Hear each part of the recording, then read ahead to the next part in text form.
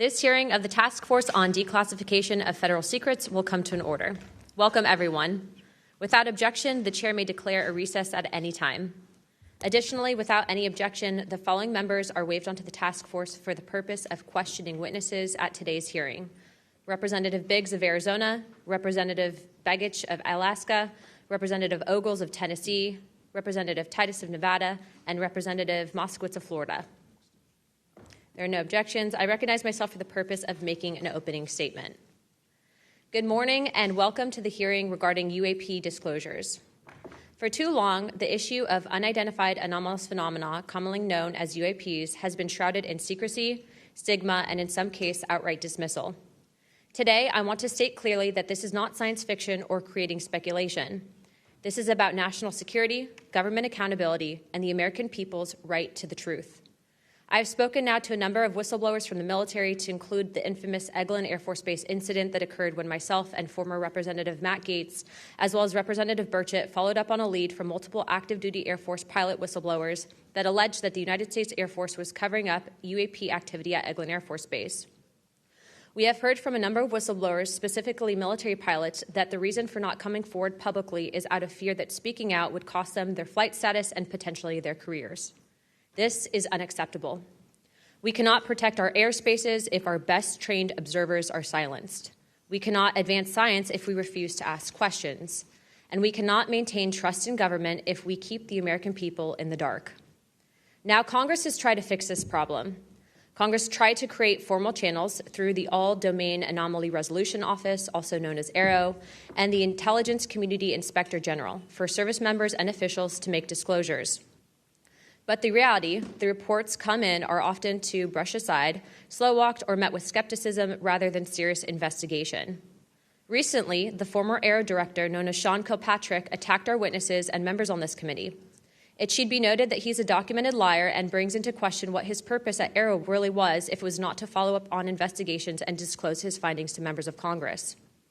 A former Deputy Assistant Secretary of Defense for Intelligence, Chris Mellon, described a report published by AARO that found no evidence that any USG investigation, academic-sponsored research, or official review panel has confirmed any sighting of UAP-represented extraterrestrial technology. As the most error-ridden and unsatisfactory government report I can recall reading during after decades of government service.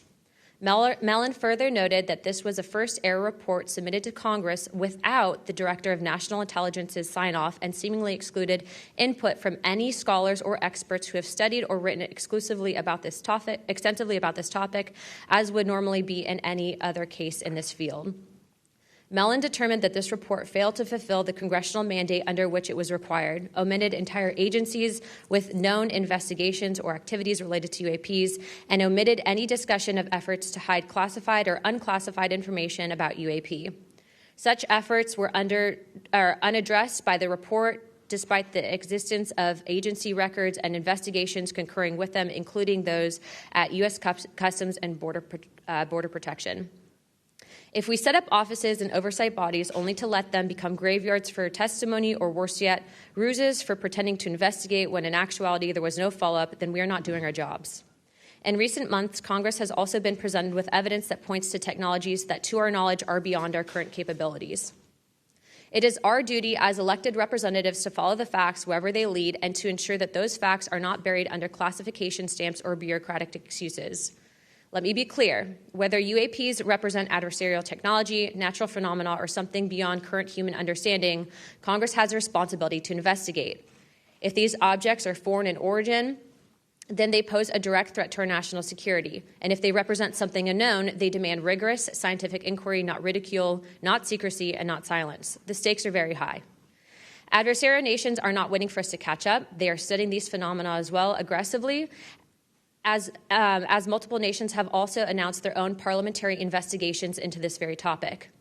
If we are to continue to hide information from ourselves, we risk strategic surprise. If we continue to ignore our pilots and service members, as well as countless government whistleblowers, we risk losing their trust. And if we continue to shield the truth from the public, we risk eroding the very foundation of democratic accountability. This is why this hearing matters. This is not about fueling speculation. This is about demanding the basic transparency from the Department of Defense and the intelligence community and other military contractors. It is about asking the questions every American has the right to ask. What do we know? What don't we know? And why in a free society are we being told so little? A major barrier to this committee's inquiry into UAPs has been the lack of cooperation and transparency from the Department of Defense and the intelligence community. In preparation for previous UAP hearings, the committee repeatedly asked the Department of Defense to allow members to view videos and files related to UAP incidences. Unfortunately, the Department of Defense notified the committee staff that due to the department's Special Access Program rules, only members of the House Armed Services Committee, as well as the Defense Subcommittee on House Appropriations, also known as HAC-D, were allowed to be read in onto such programs. For a non-committee member to be allowed to view these documents and videos, individual members must be approved by the chairman and ranking member of both HASC and HAC-D. Independent SAP oversight has presented a consistent problem for Congress, as well as program budgets are classified. Additionally, oversight reporting to Congress is classified and only provided to the authorizing and appropriations committees of jurisdiction. The American people are not fragile. They do not need to be shielded like children from reality. What they cannot tolerate and what they will not forgive is a government that withholds the truth and punishes those who dare to speak up. I want to close with this. Future generations will look back at this moment and ask what we did when presented with the unknown. Did we look away, embarrassed or afraid, or did we pursue the truth with courage? I intend to be on the side of truth, transparency, and accountability, and I hope my colleagues on this task force will be able to do the same.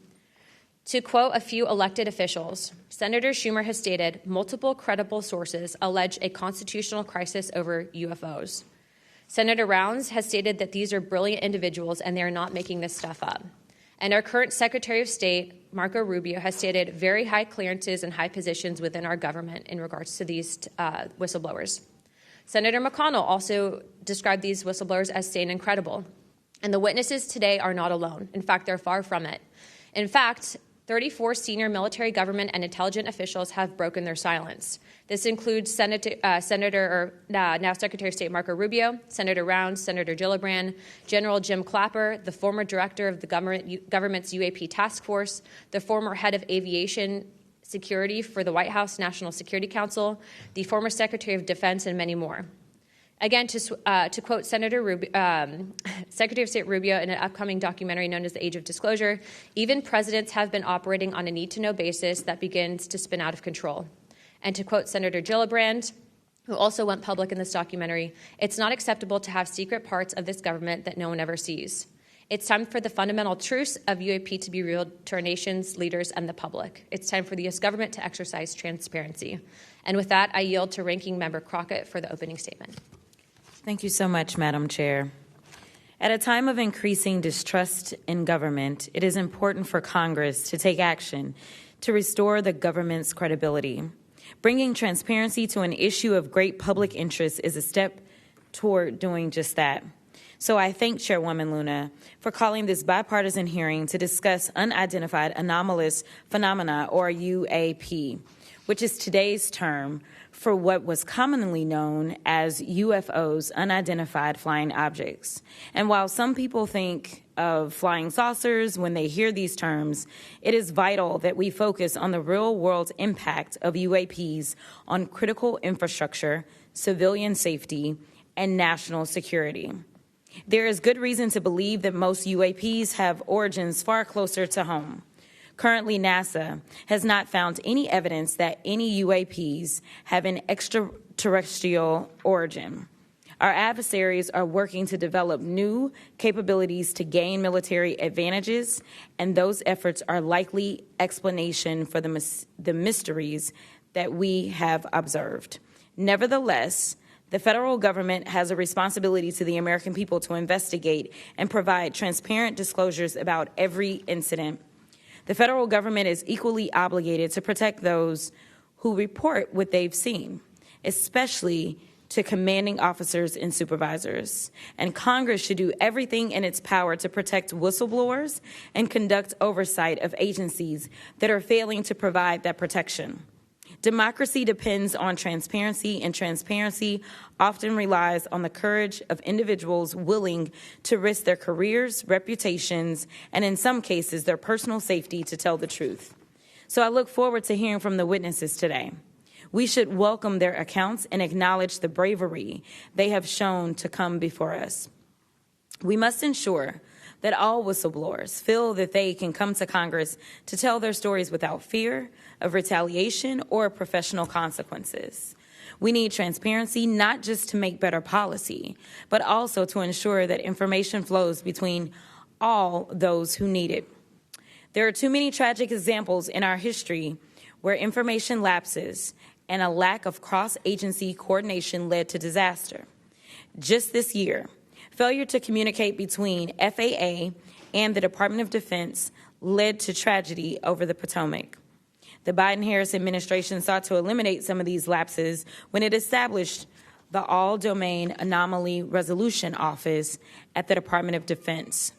AARO can convene sources from all branches of military, the FAA, and NASA to combine forces to create a comprehensive picture of what is happening in our skies. Some UAP reports have perfectly normal explanations: satellites, consumer drones, weather balloons, even pranks. But we need to track down each and every single UAP. The United States has millions of eyes in the sky, both electronic and human. But only the combination of civilian, commercial, and military sources can begin to create a complete picture. So we need to ensure that people can come forward and report what they have seen to the relevant authorities, and they have to have the right to do so without fear of retaliation. This country has a history of dedicated public servants standing up for what is right, even in the face of potential consequences. From the Pentagon Papers to Watergate to torture programs, whistleblowers have not only informed the public, but also empowered Congress to fulfill its constitutional duty of oversight. Past Congresses have written laws to grant legal protection for whistleblowers, and it is up to us to work responsibly with all sources to hold the executive branch accountable. We are here today to listen to the stories of those who have witnessed events of interest to the American people, and to support the policies that cultivate an environment that welcomes and protects whistleblowers. I hope this hearing will be an example of the respect and protection whistleblowers deserve and the importance of conducting oversight of the federal government. I yield back. I am pleased to welcome the panel of witnesses for today's hearing. I'd first like to welcome Mr. Jeffrey Nuccetelli. He's a United States Air Force veteran and a career federal employee with more than 20 years of experience in national security, law enforcement, and public administration. Next, we have Mr.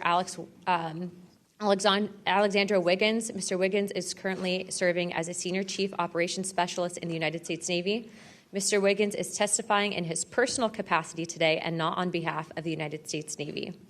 Next, I would like to recognize the gentlewoman from Nevada, Representative Titus. Thank you very much, Madam Chairman, ranking members, for allowing me to sit with you on this panel today. I'm honored to be able to introduce a witness here who is from my district, George Knapp, who has been the definitive expert and reporter on this topic that you're exploring today, UAPs or UFOs. George is a longtime friend, I'll say that up front, but a very respected journalist and a recognized expert in this field nationally and internationally. Just a little something about George. He came to Las Vegas in 1979 and joined KLS television station as a general assignment reporter in 1981. Since 1995, he's been the chief investigative reporter for that channel.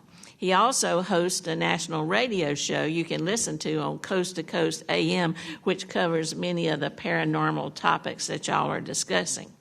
Over the years, George has been, as I said, recognized for his work. He's been honored with the Peabody Award, the DuPont Award, the Edward Murrow Award, and 27 different regional Emmys for his investigative reporting. Indeed, he has told Nevada's story with clarity, with objectivity, and with integrity. So I know that his testimony today is going to be of great interest and value to this committee. So thank you very much. Next, we have Mr. Dylan Borland. Mr. Borland is a United States Air Force veteran and has a long career in federal service. And finally, I'd like to introduce Mr. Joe Spielberger, a senior policy counsel at the Project of Government Oversight. Pursuant to Committee Rule 9G, the witnesses will please stand and raise their right hand.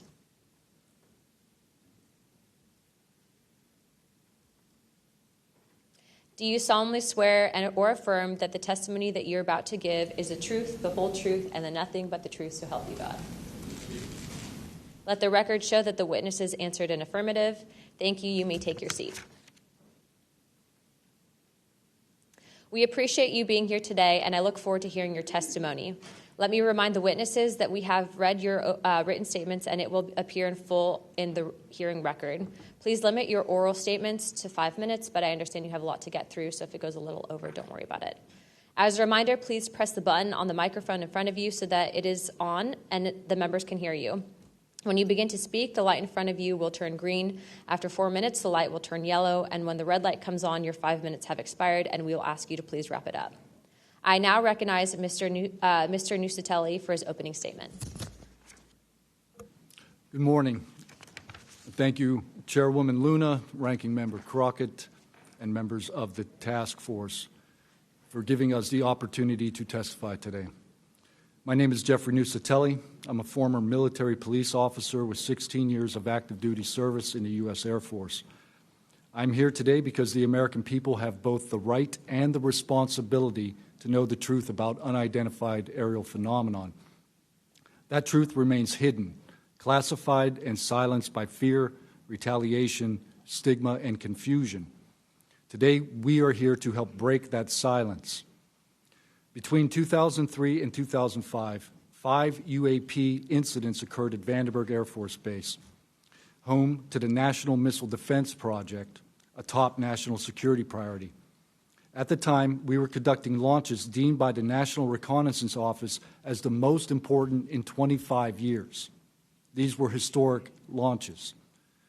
These facilities were vital, and they were repeatedly visited by UAP. Each incident was witnessed by multiple personnel, documented, investigated, and reported up the chain of command. We sent information up, but we got no guidance down on how to handle these events. I personally witnessed one of these events and investigated others as they occurred. 6 other service members have provided me with the information that I will share with you today. The incursions began on October 14, 2003, when Boeing contractors reported a massive glowing red square silently hovering over 2 missile defense sites. After several minutes, it drifted further east onto the base and vanished over the hills. This event, now known as the Vandenberg Red Square, was referenced by Representative Luna at the first hearing on this topic. Official Air Force records of this event are in possession by Aero and the FBI. Later that night, while I was on duty, security guards at a critical launch site reported a bright, fast-moving object over the ocean. I responded to the incident. Chaos ensued over the radio as the object approached rapidly. I heard my friends screaming, "It's coming right at us, it's coming right for us, and now it's right here." Moments later, I heard them say that it had shot off and was gone. When I arrived on scene, I talked to 5 shaken witnesses who described a massive triangular craft larger than a football field that hovered silently for about 45 seconds over their entry control point before shooting away at impossible speed. About a week later, another patrol reported a light over the ocean, behaving erratically. Believing it might be an unannounced aircraft, they declared an emergency, and an armed response force responded. Before the forces could arrive, the object descended and either landed or hovered on our flight line, and then took off again at impossible speed. The witnesses to this event were threatened and intimidated afterward. They were told to keep quiet and think about what they were reporting. After that, things did get quiet until about 2005, when another patrol reported a massive triangular craft larger than a C-130 silently floating over the installation. He watched it for a few minutes. It traveled west and disappeared into the night. And then I had my own encounter, again in 2005. I was off duty, sitting in my backyard with two other police officers when we noticed what first appeared to be a satellite in orbit, but it wasn't acting like a satellite. The light was strange, it was pulsing, and then it started to maneuver. It dropped in elevation. At times it would vanish from view and reappear in a different location in the sky, and eventually it reappeared 200 feet over my house. It was a 30-foot diameter sphere of light. My friends and I watched it for a moment, and then it gently accelerated and traveled up and disappeared into the stars. These events profoundly changed my life and the lives of my friends. We stand at a pivotal moment in history. The question is no longer whether these events are real, but whether we have the courage to face them. True leadership requires vision, a willingness to confront the unknown with transparency and resolve. So I ask the Congress to help we, the people, enact this vision. There are three goals: fund independent research and treat UAP study with the same seriousness as we would any other scientific field. 2, end secrecy and overclassification. Transparency is the foundation of truth. Without it, witnesses like us are dismissed. 3, protect the witnesses. Many stay silent out of fear for their careers, reputations, and the safety of their families. Protect them, and you will embolden others to join this cause. These phenomena challenge our deepest assumptions about reality, consciousness, and our place in the universe. Exploring them can unlock transformative breakthroughs in technology, biology, and human understanding. Let this be the moment when America chooses courage over fear, transparency over secrecy, and progress over stagnation. Let's show the world that our nation leads not only through strength, but through fearless pursuit of the truth. Thank you. Thank you, Mr. Nucatelli.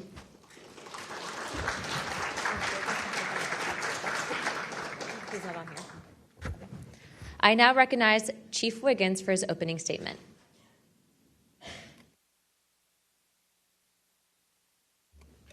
Please press your button. Thank you. Good morning, Chairwoman Luna, Ranking Member Crockett, and members of the task force and the committee. Thank you for the opportunity to testify today. My name is Alexandro Wiggins. I'm an active duty U.S. Navy Operations Specialist Senior Chief Petty Officer, father of 3, and dedicated American testifying today in my personal capacity. The views I share are my own, and I do not represent the official positions of the Department of the Navy or any subordinate organization. On the evening of February 15th, 2023, at approximately 19:15 PST, in the Whiskey 291 warning area off the coast of Southern California, I was serving on board USS Jackson. During that period, I moved between the Interior Communications Center, ICC-1, and the bridge wing, correlating the sensor picture with visual observations, part of my routine responsibilities for surface and air picture management. What I observed and what our crew recorded was not consistent with conventional aircraft or drones as they appear on our system. A self-luminous tic-tac-shaped object emerged from the ocean before linking up with 3 other similar objects. The 4 then disappeared simultaneously with a high synchronized, near instantaneous acceleration. I observed no sonic boom and no conventional propulsion signatures, no exhaust plume, no control surface articulation on the Sapphire image system. Shortly after the synchronized departure, radar tracks dropped.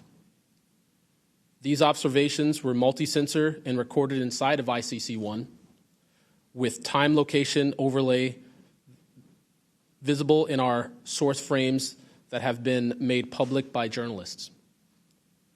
From my experience operating in this region over many years and consistent with our public characterized encounters, unidentified objects reoccur in United States operation areas off Southern California.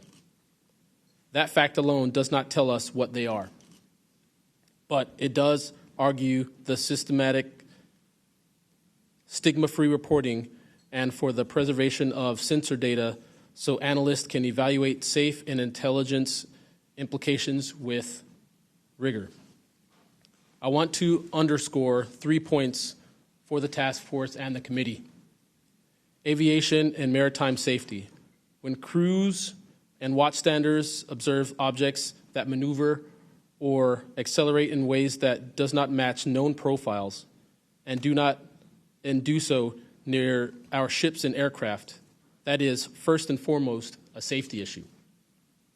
Standardized checklists and training should ensure we capture the best possible sensor data in real time, including IR settings, slant range estimates, and bearing and range altitude snapshots, and immediate chain of custody for any recordings. Reporting without stigma, protection without retribution. Sailors need to know that reporting UAP encounters will not harm their careers. Congress can help by reinforcing witness protection and by directing the relevant office to maintain confidential, destigmatized channels for service members who step forward with data. Declassification and transparency where possible. The task force declassification mission is directly relevant here. Where operational security permits releasing metadata preserved sensor excerpts or at least technical summaries would improve public trust and accelerate outside scientific scrutiny. That includes, when feasible, the time geo-reference IR frames and radar parameters needed for independent analysis. To be clear, I am not here to make claims beyond my lane. I am here to provide a first-hand account of what I saw, what our systems recorded, and why it matters for safety, for intelligence, and public confidence. My request to you is practical. Help us capture, protect, fairly evaluate the evidence, and provide a safe pathway for those in uniform to report it. In closing, I want to thank the committee and the task force for holding this hearing and for placing this discussion in a forum where evidence can be examined carefully and openly. I appreciate your attention and stand ready to answer your questions. Thank you. Thank you, Chief.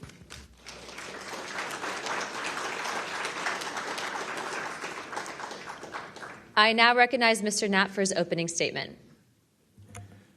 Good morning, Chairwoman Luna, Ranking Member, Ms. Crockett, and members of the task force. And Dina Titus, I just knew we were going to get you involved in this topic at one point. Great to see you here. I'm George Knapp, Chief Investigative Reporter at KLES TV in Las Vegas. I began my pursuit of this weird mystery way back in 1987, and for 38 years, I've always approached this as a news story. It's not a matter of faith or belief. To me, it's a story, and it's an important one. I'm proud to be here alongside these witnesses today, men who have seen strange things and stepped forward to tell the world about it. Whistleblowers and witnesses who step up are routinely insulted, belittled, or worse. They risk their reputations, their careers, their clearances, their livelihoods, and sometimes much more than that, even their freedom. I know that one of the goals of the task force here is to figure out ways to protect whistleblowers and witnesses, and it's a tall order because so many of the things that happen to witnesses like these are extra-legal. They're carried out by persons unknown, as Mr. Dave Grush, sitting up at the top of the room, knows all too well, including events in recent days that have happened to him. I want to share a couple of things that I've learned along the way on this long journey, and I submitted most of that in written form because I estimate that my statement here today would take about 4.5 hours, so I'm going to try to jump over and touch on the more important salient points. I submitted a detailed written statement for the record, and we'll go into a lot of that here. But, the public has been told over and over since the late 40s, there's nothing to worry about here. These mysterious craft seen by millions of people in the skies, in the oceans, over the land are not real. They're not a threat. The witnesses are wrong. They're crackpots. Don't believe it. That changed for me. What got me hooked is the paper trail.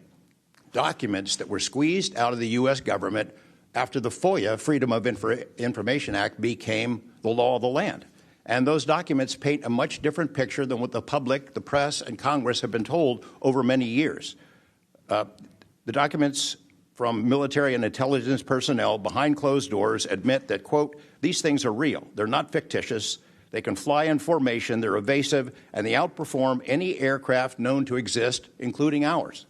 The public, of course, as I said, has been told something much different. Back in 1989, I reported about a guy named Bob Lazar, who claimed that he worked at a facility dubbed S4 out in the Nevada desert, very near to Area 51. He said he was part of a reverse engineering program. He said there are alien craft that will be taken apart to figure out how they operated out there, and that was a pretty tall order. I had clearly taken a dive into the deep end of the pool there. But in the years since then, I've interviewed dozens of other people, and I've detailed what their testimony has been in the written statement. They include Senator Harry Reid, Senator Howard Cannon, also of Nevada, a guy named Al O'Donnell, who was the first general manager of EG&G in Nevada, which managed the Nevada test site, which blew up hundreds of nuclear weapons.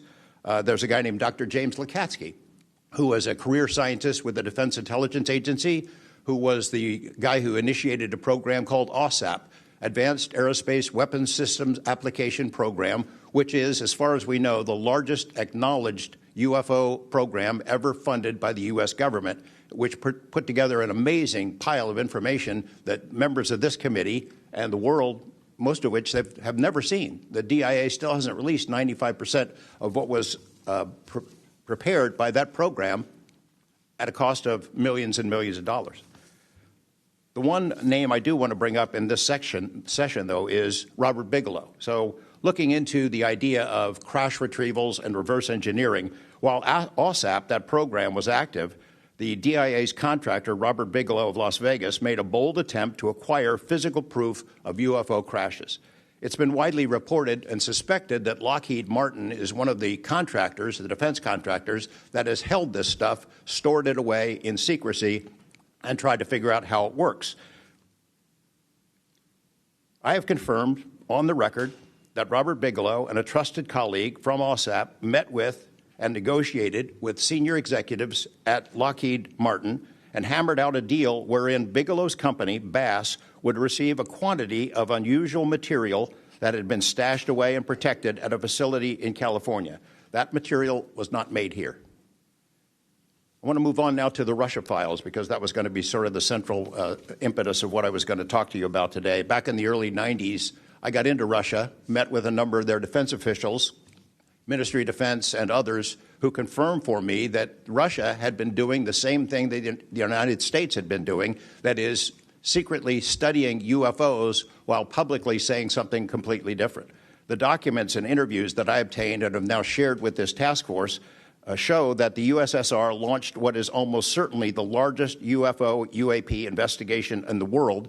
The first phase of that was an order was sent out to the entire USSR military empire that every unit, you see anything strange in the sky, a craft, an orb, something unusual, you had to gather all the evidence, collect testimony from the witnesses, look for physical evidence, and all of that information went into one program at the Ministry of Defense. Thousands and thousands of these reports came in.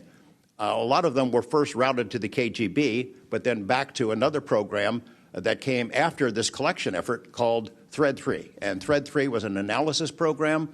We have provided to the committee the documents of what they were trying to do, and essentially they were trying to build their own UFOs. They were using the information from their observations and studies to try to figure out that technology. The guy who was in charge of that program, Colonel Boris Sokolov, told me that their goal was to basically develop technology that would be superior to anything we had.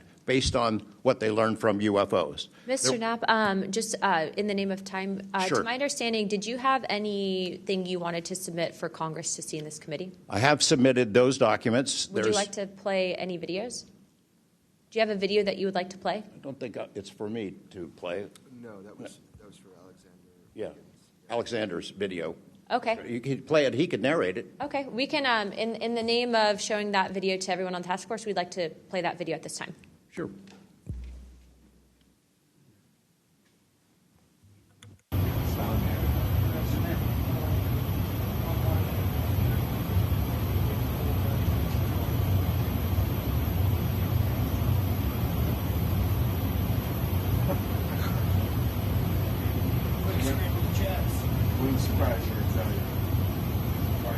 You call it the VGSS team. Yeah,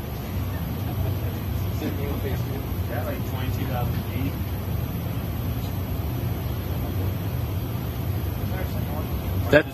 That shit took off earlier.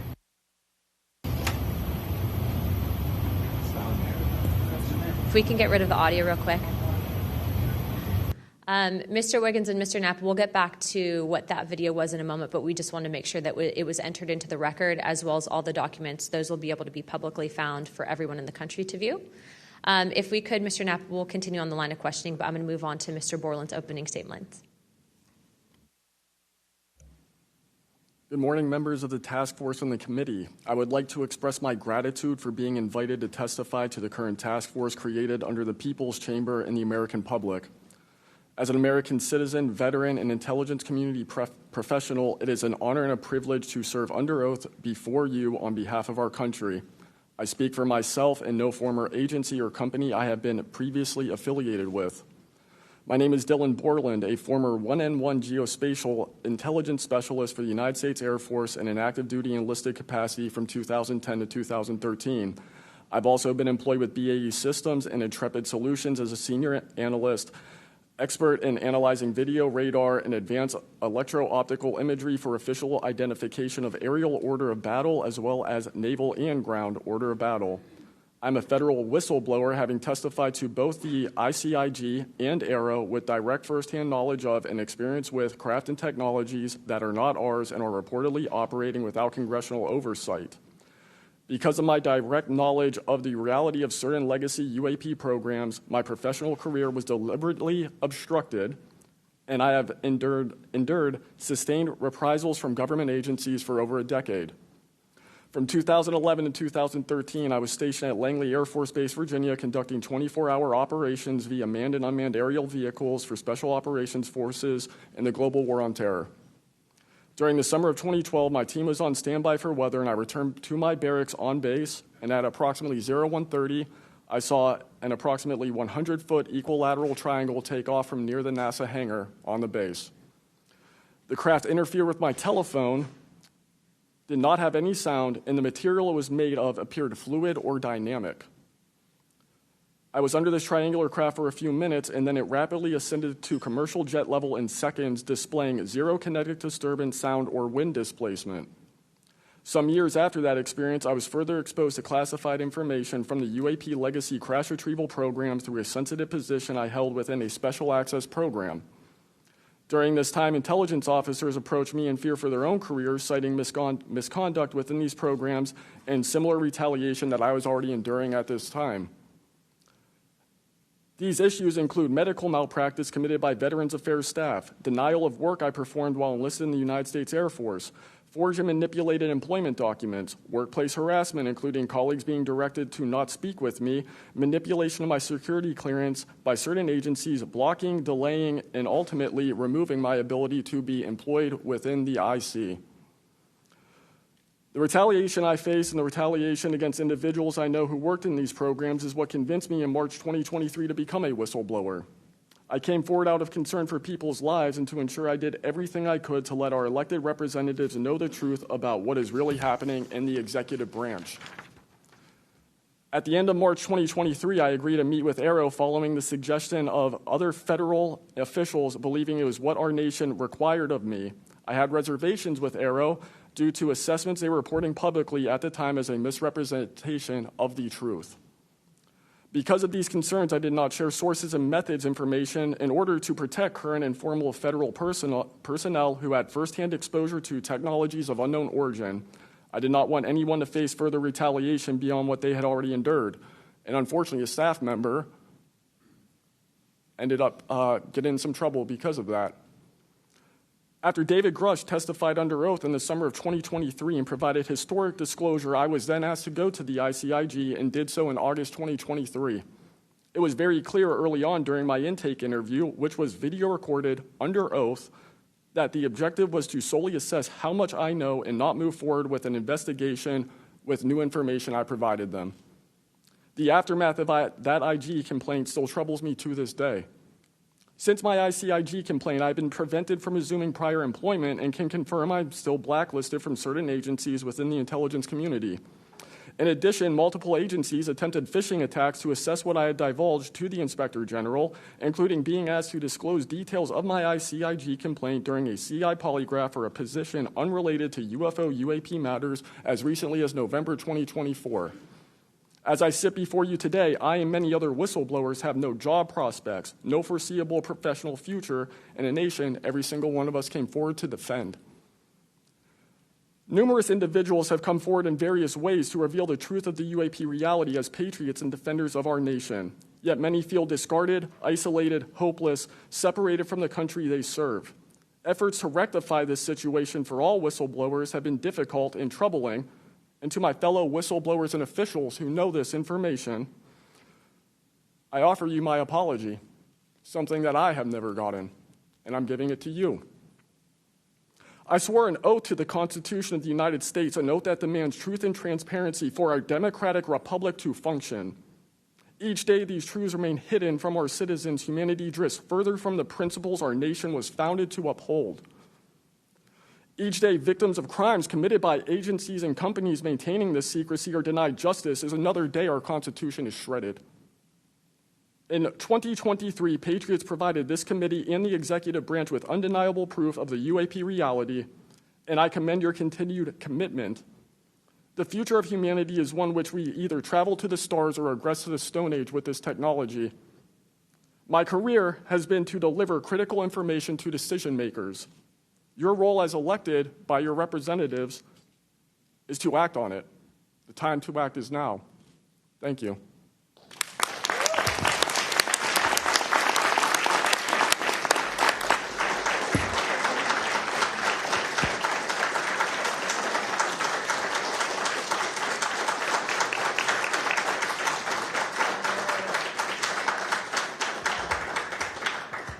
Mr. Borland, thank you for your service to our country, and we appreciate you. And we are sorry about how you've been treated, and we will make sure that we try to rectify that situation. Thank you, ma'am. Mr. Spielberger, please, your opening remarks. Chairwoman Luna, Ranking Member Crockett, and Task Force members, thank you for the opportunity to testify here today about the importance of strengthening whistleblower protections, especially in the context of national security. I'm a senior policy counsel at the Project on Government Oversight, a nonpartisan independent watchdog organization that investigates and exposes waste, corruption, abuse of power, and when the government fails to serve the public or silences those who report wrongdoing. Whistleblowers are the first line of defense to root out waste, fraud, abuse of power, and corruption in our government. Congress relies on whistleblowers so that it can fully exercise its oversight and legislative authorities. It's understandable that former presidents of both parties have often taken a hostile approach toward whistleblowers. Their disclosures can embarrass the president and their political party or even lead to a national scandal. But whistleblowers continue to play a vital role during both Democratic and Republican administrations. They help Congress and the public identify and understand what government corruption looks like. Their disclosures fuel investigations and allow us to address wrongdoing and hold those responsible to account. That's why historically there's been a strong bipartisan consensus in Congress to support and protect whistleblowers. Doing so protects the country and ensures our government is more responsive and accountable to the people. National security whistleblowing, in particular, is a tradition going back to the founding of our country, and over time, national security whistleblowers and their disclosures have impacted some of the most fundamental issues and questions about how we wish to be governed and how our government can better serve its people. From the role the U.S. plays around the world to holding powerful actors accountable, government ethics and transparency, human rights and civil liberties, executive branch authority, First Amendment freedoms of speech and dissent, freedom of the press, and the public's interest and right to know. Despite this invaluable public service, blowing the whistle comes at great personal risk. Whistleblowers risk losing their jobs, careers, livelihoods, and reputations. They can face retaliatory investigations, lawsuits, and even serious criminal charges. And they can endure deep mental, emotional, and psychological harm. All of that risk to speak the truth, to ensure that agencies fulfill their core missions, and that they serve the best interests of the people.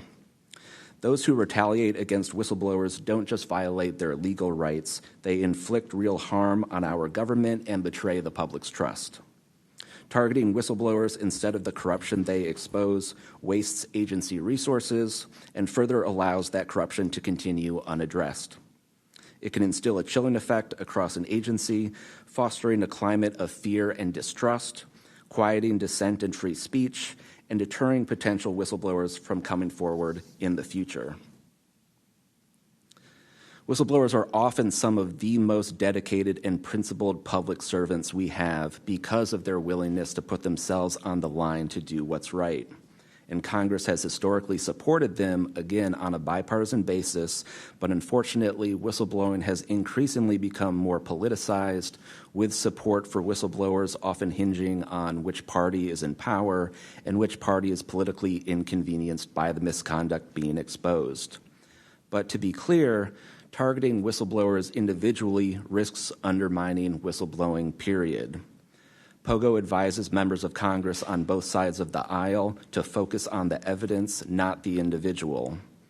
We will always need whistleblowers to achieve the government that best serves its people, because when people of conscience, integrity, and good character refuse to speak up out of fear, complacency, or self-preservation, and leave corruption to fester behind closed doors, that is probably the most dangerous risk of all.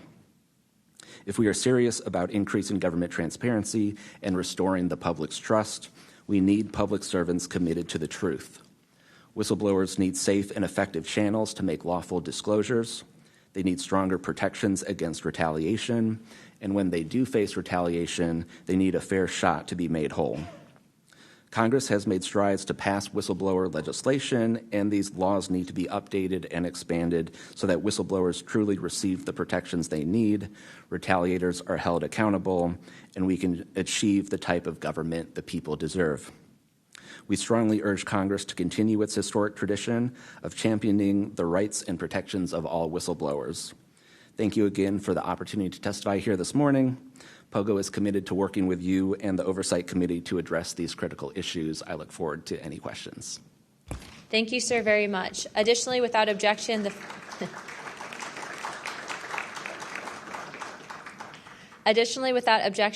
following members are waived onto the task force for the purpose of questioning witnesses at today's hearing: Representative Perry of Pennsylvania and Representative Grothman of Wisconsin. Sorry, and Representative Biggs from Arizona. I already got you, but yeah, we're good. Without objection, so ordered. I now recognize myself for 5 minutes of questioning. As my friend Mr. Moskowitz might have to go, would you like to go now? Okay, all right. Mr. Borland, in your testimony, you described witnessing large triangular craft while stationed at Langley Air Force Base in 2012. Can you explain what you observed in terms of size, behavior, and why you're confident it was not conventional technology? Great question, ma'am. So on the base, I lived in the barracks. There was a little smoke pit outside. I was there on the telephone and looking across to the flight line, and I see a white light pop up and stop about 100 feet in the air. I thought it was a weather balloon. I've seen tests from there before, weeknight, normal thing, not surprising.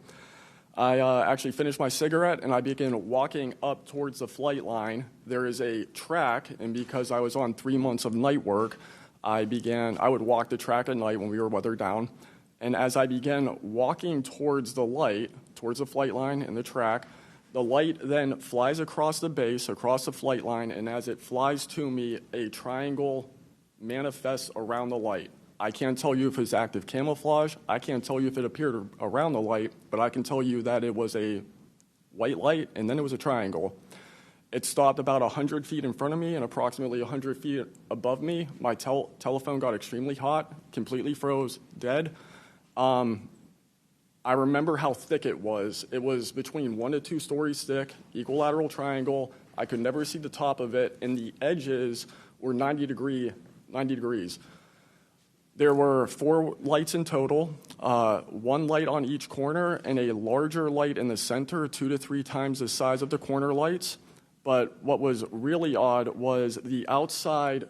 The best way to describe it is like looking at a James Webb telescope picture where you have the colors and then the black background. So the craft itself was this black metallic flake paint, but on top of the craft was this gold, lava, plasma, some type of fluid going over and around the craft.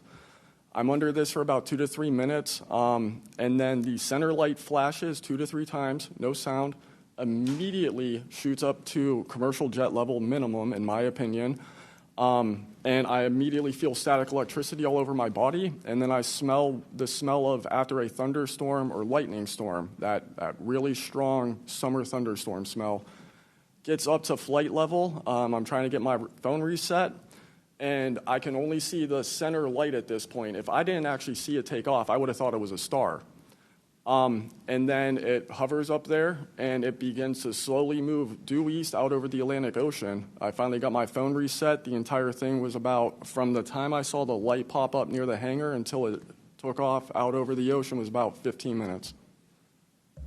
In following up to that question, after you disclosed this information to the Intelligence Community Inspector General, you were subject to phishing attempts and job blacklisting. How widespread do you think this is across the intelligence community for those who raise concerns regarding UAP programs?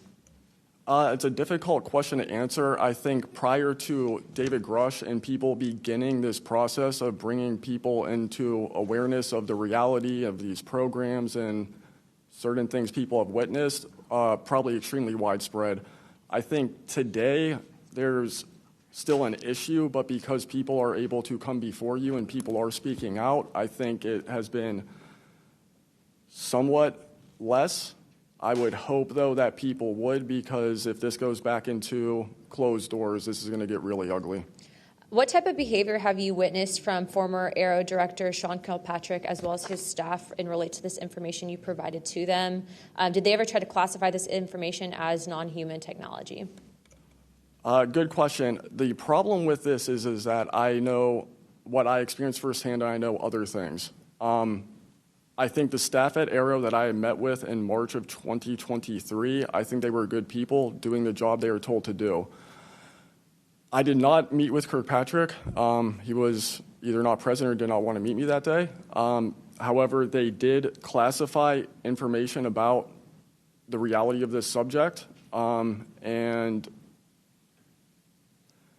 it was very concerning because in my Aero MFR, they had actually referenced a former staff member that was the one who told me to go there, and they probably shouldn't have done that. And real quick before my time is up, and we might go to second round of questioning just so you're all aware, how important, given everything that you've seen and experienced, is the UAP Disclosure Act of 2025 in restoring both public accountability and trust? I think very important. I would hope, though, that the 7-year window could be shrunk, my opinion, but very important. The truth needs to be known. Thank you very much. I now recognize Jared Moskowitz of Florida. Thank you, Madam Chairwoman. Thank you for allowing me to wave on to the committee. I remember, the last committee when we had a bunch of former military personnel folks that either served on bases, were pilots, or were in different programs experiencing knowledge. It made me recognize that the narrative has changed, right? It's politically convenient for the government if you all weren't military folks in suits, It would be much better if you pulled up in Winnebagos and were wearing hats. And so the picture of this, because that's important for the American people and how you tell a story, what the message looks like, and who the messenger is.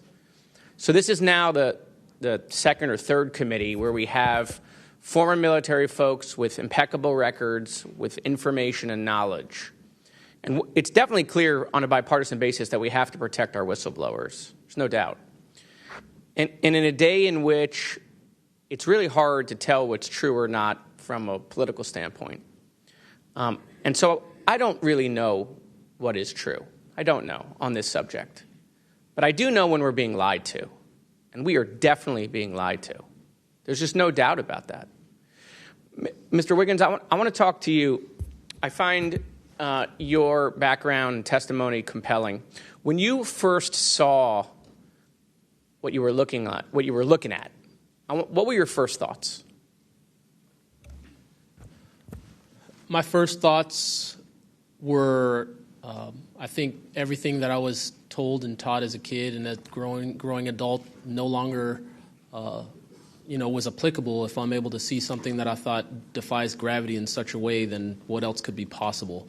That was my first thought. So did you think what you were looking at was a weapons program that you were unaware of, or did you think what you were looking at was obviously some extraterrestrial piece of technology? Neither one of those crossed my mind. It was just... How about now? What do you think it is now? I'm not the expert. I think it... I want to be as skeptical as everyone else and just hope to know the information. Anyone in the U.S. government tell you what you were looking at to try to dissuade you from what you thought it was? No. So no one was like, oh, there was some anomaly with the technology. No one from the government did that? No one. How do you think you were treated when you reported this information or have talked about, the Tic Tac video is well out there. It's well reported. How were you treated? I've had no pushback at all. I haven't had anyone reach out to me or try to, dissuade me in either direction, militarily speaking. So I was treated fair, and I appreciate the Navy itself with assisting me with coming here to being able to testify. That's good. So what do you think the American people should take away from watching your video, right? Because when we watch it, obviously, right, we've never seen anything like that. It defies what we know to be technologically possible. What are we supposed to think? Someone's lying about something. Someone's hiding something, right? That's not normal what you looked at. I think what the American people should think when seeing that video, along with others before me, is that there is something out there, and we should know as the people what it is. Right, and so let's eliminate possibilities. So they didn't come to you and say there was a technological error with what you were looking at. So we put that aside, right? They didn't say it was broken. So we look at that and we see something. So it's either a weapons program being reverse engineered by our governments or other governments, or it's nobody's government, and it's not from here. Those are it. You agree with that assessment? I agree. One or the other. Mr. Borland, when you first experienced what you were looking at, what did you do next? Like, what was your next step after it had passed and you were done? I actually kind of laughed to myself and said, okay, so this exists as well. Worked in enough programs, been exposed to enough that I was like, okay, so this is a real thing. I went back, walked the track, talked with a couple of my friends about it. I did talk with some of my coworkers, one in particular, which I thought was a joke, and it definitely wasn't, was like, you probably should never say this to anybody. And then what happened to me happened. So. What about you, Mr. How do you pronounce your last name? Nucatelli. Nucatelli. And sorry, I know I'm running out of time, Madam Chairwoman. So obviously your incident happened well before we could record things on cell phones and things of that nature, right? What did you do when you first experienced? Because what you saw, right, you saw it happen like right out of your base. Correct. So tell me what you did after you saw that. What was like your next move? And I want to hear what your experience was. My next move, I went into my house after it left. I made sure no one had been abducted, and I picked up the landline. I called the Security Forces Command Center. I reported it. I requested that they give me a call back and make notifications up the chain of command. I got a call back in about 15 minutes. They reported that the weather station reported no balloons or aircraft, nothing on radar, no aircraft inbound or outbound. So I got that notification. And then within the following day or two, me and the other witnesses wrote statements. We prepared a report, and then we filed all that information. Madam Chairman, thank you for your indulgence in my questioning, and thank you for continuing to lead on this subject. What do you and your friends think about it today? You all have talked about it. Yeah. I mean, so what do you think about your experience as a collective group? That'll be my last question, Madam Chairwoman. I mean, we've been talking about this for 20 years. We don't know what we saw. What we saw changed our lives and the way we think about everything. It was incredibly profound. The object I saw, I don't even know if it was an object. It was a light. It was an orb. It didn't look like a craft, but it did look solid. And that's what we talk about. We noticed the object, and this was a pattern across all the encounters. Someone would see a light. They would pay attention to the light. And then the object responds. It performs for you. And then they come down and they investigate you. So it's almost like they're curious. So that's the thing we primarily talk about. Why did it come after we noticed it? Maybe it noticed us after we noticed it. You're welcome. I now recognize Representative Mace for 5 minutes. Thank you, Madam Chair, and I want to thank all of our witnesses for being here today. Mr. Borland, I'd like to start with you and ask a few questions. Were there any other witnesses when you saw the equilateral triangle? Were there other witnesses that saw the same thing? Not to my knowledge, ma'am. At that point, the only people that would be awake is those of us that were doing operations for the GWAT and then security forces. So not to my knowledge. And do you think that, in your opinion, that the equilateral triangle was the U.S. government's technology? I did once upon a time, but knowing what I know now, I'll have to answer that question in a skiff probably. Well, my next question is, you teased us, so knowing what you know now means what? I know enough to know that if you want an answer to that question, go to ARROW. They have the answer. Do you think it was a foreign government? I do not, no. And ARROW is supposed to be disclosing. The last time I was in a skiff with ARROW, they said they were going to be doing disclosures. Had they been doing much of that?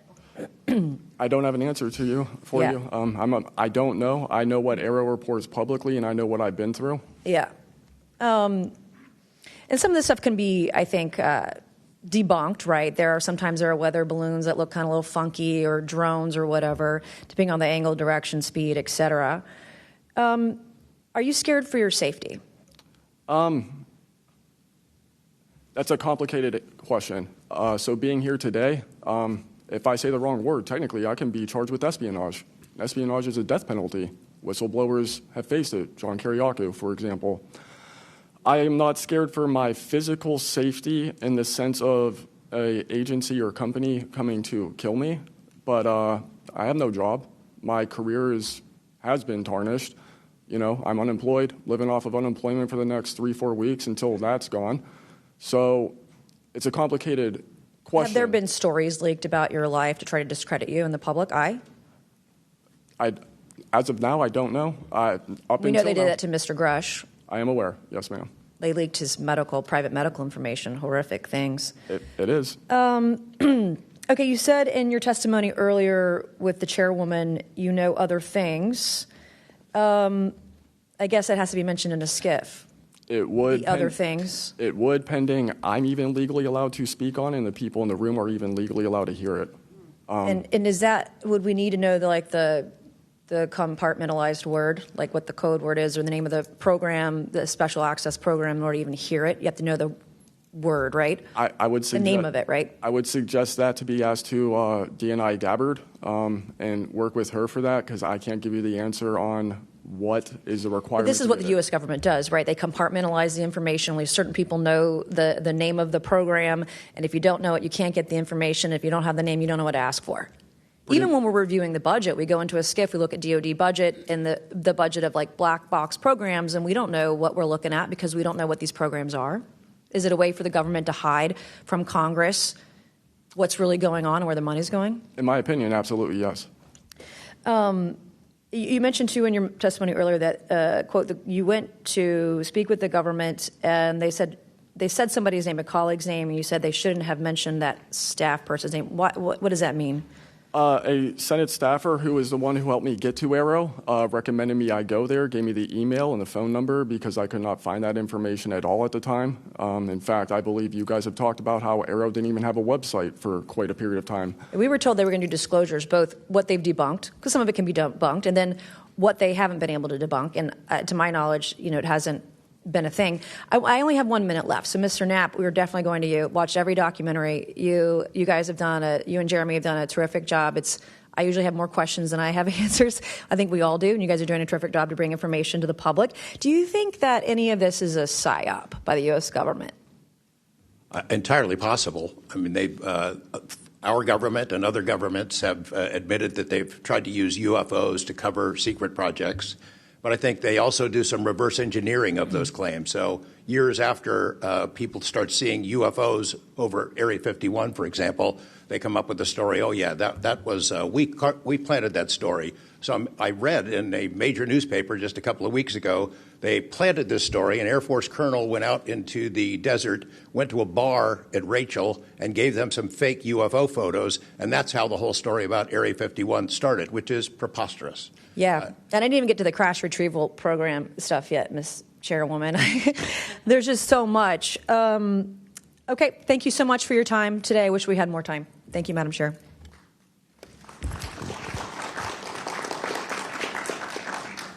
I now recognize Ms. Crockett for 5 minutes. Thank you so much, Madam Chair, and thank you so much to each of the witnesses that have come before us today. The federal government has had a long-standing overclassification issue in general. We all know that, from the assassinations of MLK and Malcolm X to the COINTELPRO and torture programs to now UAPs. The federal government has kept the American public in the dark about issues of immense public interest. The federal government has routinely made excuses for failing to provide transparency to the public, the most common of which is national security concerns. Mr. Spielberger, can you provide an example of when national security was inappropriately used as a pretext for classification? Congresswoman, probably one of the most infamous examples of that is the 9/11 Commission that found that overclassification was a key factor in the failure to adequately prevent the attacks of that day. In addition to that, what lessons from these oversight failures should guide Congress in approaching UAP oversight? Generally speaking, we would advise this Congress to ensure that agencies adopt a general policy in favor of disclosure instead of a knee-jerk needing to overclassify information and documents. We should ensure that when information is classified or deemed sensitive, it's only for legitimate national security and privacy concerns. And we would recommend adding additional factors to the considerations of cost, value, and certainly to the extent that it's critical for the public interest and the public's right to know, especially when we are talking about these very serious national security concerns and implications. Can you speak to how whistleblowers have historically helped Congress uncover the truth in other areas and how that might apply here? Absolutely. So again, Congress has always relied on whistleblowers coming forward and making disclosures in a number of different issues across different agencies, anything from national security to airline safety, railway safety, environmental concerns, workplace health and safety, a lot of issues coming out of the COVID pandemic, for example. Whistleblowers have come forward with important disclosures on just about any critical issue affecting our government and affecting the American people, all of which have grave implications for the rights and protections that we have and how we live our lives in communities across the country. How important is it for whistleblowers to have strong protections when it comes to UAP-related disclosures or disclosures of other topics of excessive government secrecy? It's absolutely vital. This has been one of the disappointing failures of doing this work, of advocating for stronger whistleblower protections. We recognize the invaluable public service that brave whistleblowers play in coming forward, again, taking all of these risks that we've heard about just to speak the truth, to get important information out in the public consciousness, but they can only do so when we have safe and secure channels for reporting, when there is trust in the independence of agency watchdogs like inspectors general, like the Office of Special Counsel, like the Merit Systems Protection Board, that play critical roles in investigating whistleblower disclosures and enforcing the protections of whistleblowers. All of that is essential to allow whistleblowers to keep coming forward and playing these incredibly important public roles. Thank you so much. Let me just say this. People look at Congress, especially now, and they see a lack of unity. They don't see the ability for us to come together really on much of anything.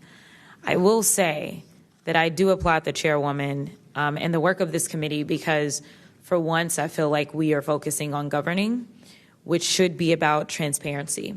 The reality is that we cause more harm than good when we allow a lack of transparency to fester. It allows for all types of conspiracy theories instead of us actually making the investments that we need to make to get the information and actually provide it to the American people. The reason that I wanted to focus on making sure that we answer some questions specifically around the protections of those that are willing to come forward is because the only way that we can make this government actually work for all of us is if no matter where you are in this federal government, you feel as if you are safe when you come forward with information of any issue. And so I do want to thank you for all of your stories. The reality is that we only get 5 minutes, and the vast majority of everything that you have to say cannot be contextualized within 5 minutes. But I know that my colleagues are going to get to kind of pulling some more of that out. But again, I really just want to thank you for your courage in this moment, and thank you for your service to our country.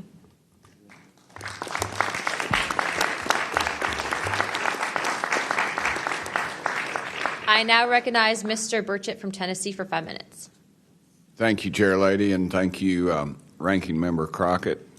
I see a lot of friends out there, and I see a couple enemies, so I'll kind of remember that. But it's a pleasure being here. I want to remind people, too, this thing is an ongoing deal. We're not going to get this overnight. We've been fighting this battle, some of y'all, for 30 years and maybe longer. I hope we just keep focused on what we're trying to get to is total disclosure. We get a little wrapped up in a lot of things, but the government has something, and they need to turn it over to us. We pay their dadgum salary, you pay our salary, and you ought to get more out of us than you do. And that's what disgusts me about this whole thing. I think they're just trying to run the clock out on us, really. They'll poke us a little, and they'll make jokes to us and try to pull us off the target, but I think we know where we're at, and that's why they're firing at us, because we are over the target. My first question is Mr. Knapp. I recently introduced the UAP Whistleblower Protection Act to help provide whistleblower protection to federal personnel for disclosing the use of federal taxpayer funds to investigate UFOs. I still don't want to say UAPs. How can Congress further increase whistleblower protections?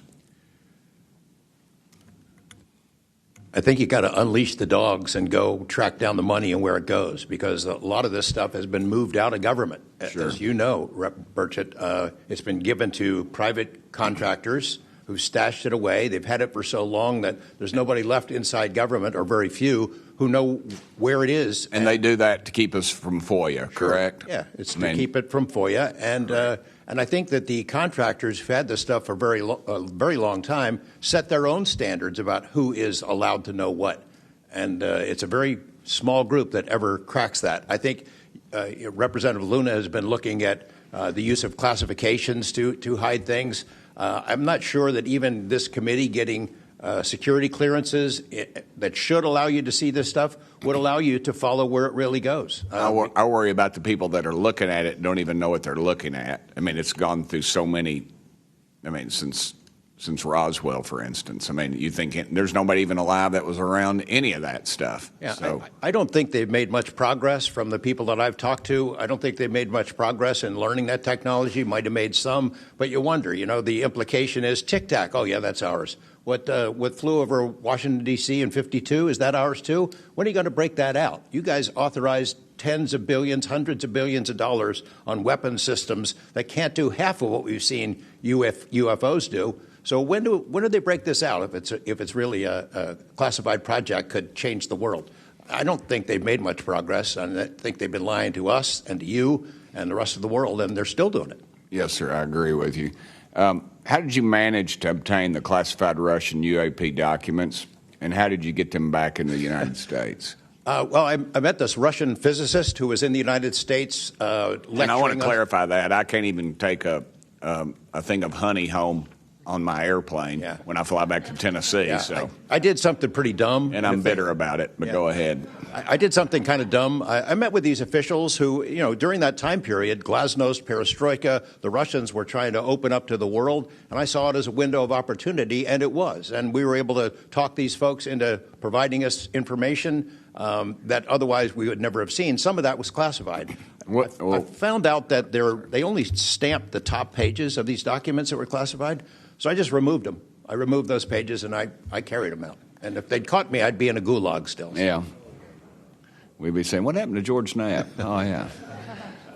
What happened to the Russians that came forward to you in 1993, and were there any repercussions for them? Well, there were. The first thing that happened when I talked about this after getting back and going through the files and things and sifting through it, the Russian physicist who had helped us introduced all these people wrote back and said there was a huge eruption, that there was the real right, far autocratic forces that wanted a return of the USSR had really go after these guys. They described them as traitors. Nikolai Kapranov, the physicist friend of mine, said, look, if this had happened 5 years earlier, we would be in prison. If it had happened 10 years earlier, we would have been shot.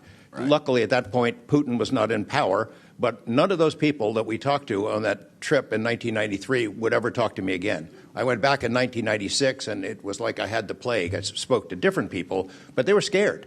And eventually, the story was spun where the Ministry of Defense officials who gave us this information were described as ufologists who said there was nothing really significant to these files. They didn't really find anything a big deal. And I can tell you, you'll see those files that I shared with you. They did find stuff.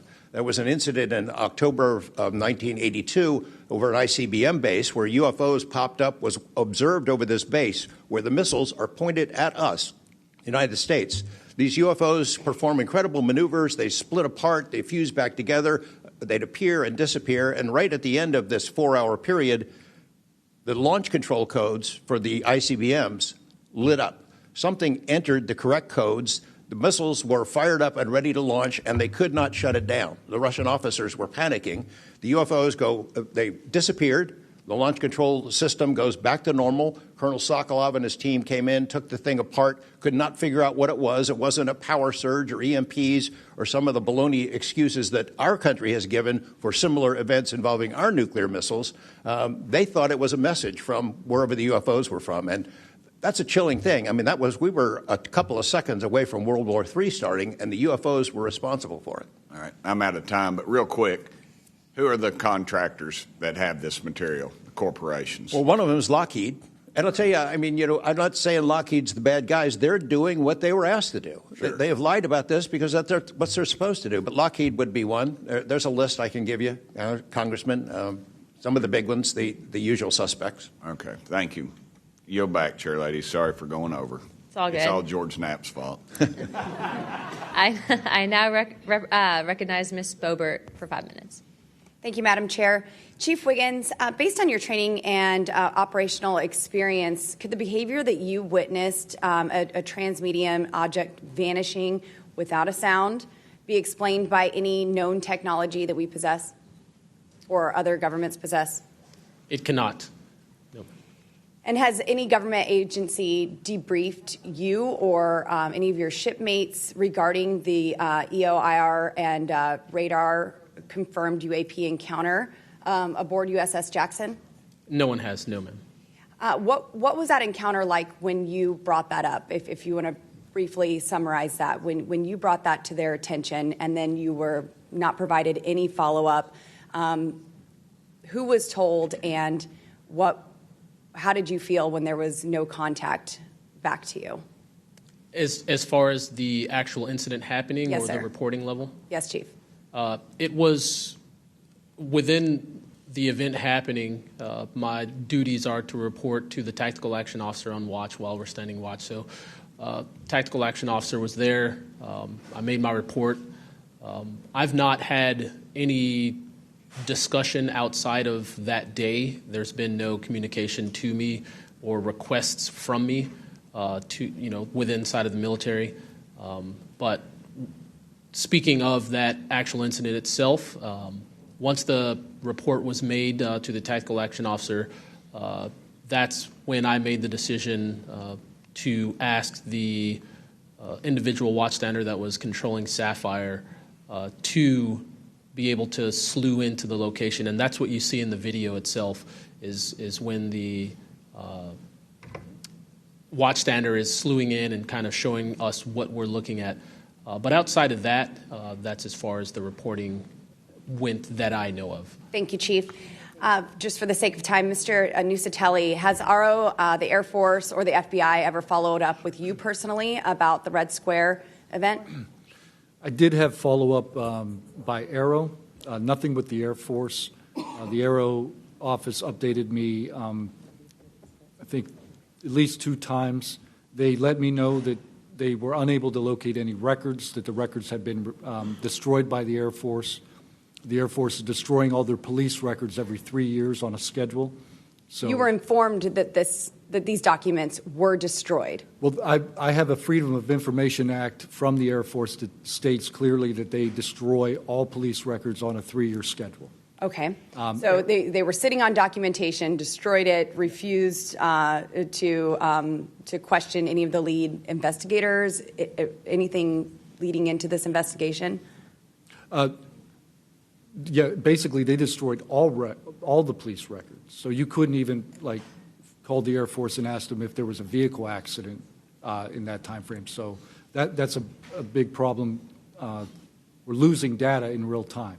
So we'll never be able to go back and track. I think our federal government has a history of destroying records.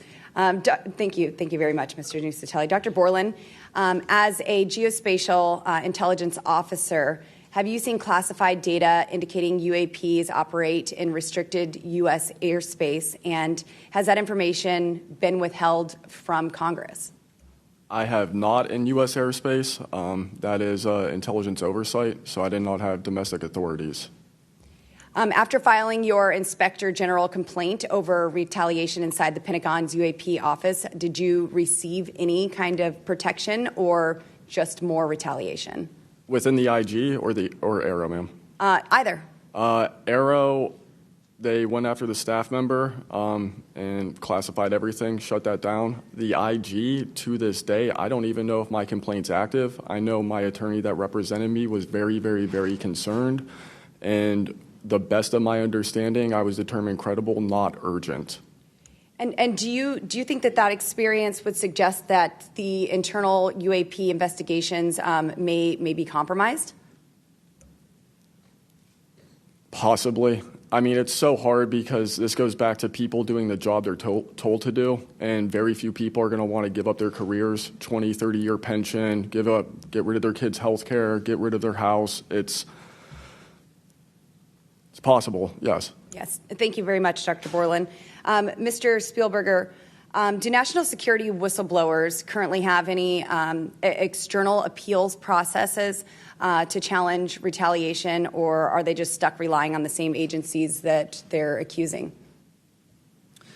Congresswoman, this is one of the biggest concerns that we at POGO have, basically around the independence of investigations and accountability for retaliation. Basically, yes, national security whistleblowers have to rely on internal administrative processes that go through agency inspector generals. There are some differentiations, but the bottom line is that they are forced to rely on protection from the same agencies and people who they are alleging retaliated against them. Yes. Well, I thank you all for your bravery. We are out of time here. Thank you so much for coming forward, and we will do everything that we can to ensure that you are all protected. Thank you for trying to bring truth and transparency to the American people. Madam Chair, I yield. I now recognize Mr. Burleson for about 5 minutes. Thank you, everyone. It takes such great courage to come forward, and we acknowledge that, and I hope that you see that we are taking that seriously. And so very thankful for what you're doing today. I'm also very thankful for previous witnesses that have come forward. I see Matthew Brown in the audience. He courageously stepped forward and was as a witness. I encourage everybody to look and seek his testimony. I want to thank the people that came in our first hearing. Ryan Graves, David Grush, David Fravor. And in our second hearing, Admiral Gallaudet, Lou Elizondo, and Mr. Gold. And the many others that have come forward. We hear you, and it's time that we, enough is enough. It's time that we take action. Look, I'm not jumped to the conclusion that I believe that there are, aliens coming from another planet. But I'm open to that. And I think that it's our responsibility, especially when we're seeing that we have a government that is actively blocking information from us. Just last night, I tried to get an amendment onto the National Defense Authorization Act that fit in the germaneness of that bill to have UAP disclosure. And conveniently, it was named non-germane, mostly deemed by staff, not even an elected official. This is the kind of stuff that we repeatedly see. Last year, we were blocked by someone in House administration from being able to receive a full briefing from Arrow. So not an elected official, but someone in staff blocked us. And I've had it. Enough is enough. I want to cue up a video that I've been given. And as before it starts, I'm going to describe. This was taken October 30th of 2024. This video is of an MQ-9 drone tracking an orb, or this object, off the coast of Yemen.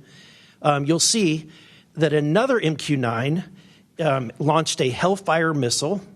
You cannot see that drone. And so I'm not going to explain it to you. You'll see exactly what it does.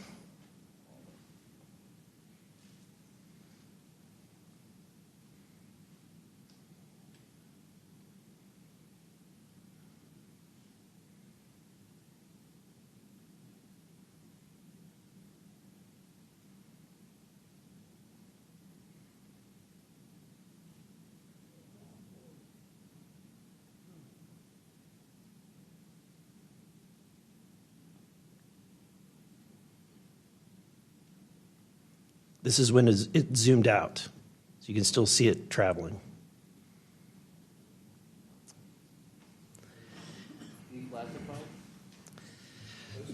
So, Mr. Knapp, have you heard about events like this occurring, and what information might you have? I have heard about events like this. I have heard about this event. Jeremy Corbell and I talked about it in one of our episodes a while back. We did not have the video, though. There are servers where there's a whole bank of these kind of videos that Congress has not been allowed to see, that the public hasn't been allowed to see. Occasionally, some of that stuff gets out in the wild, and it comes our way. It should be going to you. The public should be seeing this stuff. And why you're not allowed to, I don't know. But that's a Hellfire missile smacking into that UFO and just bounced right off. And it kept going. It kept going, and it looks like the debris was taken with it. Yeah. What the hell is that? What again, flies like that? Again, I'm not going to speculate what it is, but the question is, why are we being blocked from this information consistently? I want to ask this just question. How in the world, this is the document, I want to enter this in for the record if it hasn't already been entered, Madam Chair. The document that you provided on thread 3, this is a huge file. How in the world did you smuggle this out of Russia? Carefully. In your socks? I don't think I want to be really specific about it because I might have to go back there and get some more sometime. Although, no, that'd be crazy to do that. Well, I took the top pages off that were stamped with a security signature, and I carried them out on my person. But the rest of them I just threw in my suitcase and threw some caviar in there as a distraction as well, and hoped for the best. Otherwise, I'd be a citizen of Siberia right now. And you had you reported James Lukatsky came to you with government possession of NHI craft and how they ultimately gained entry. Can you testify to the veracity of that claim?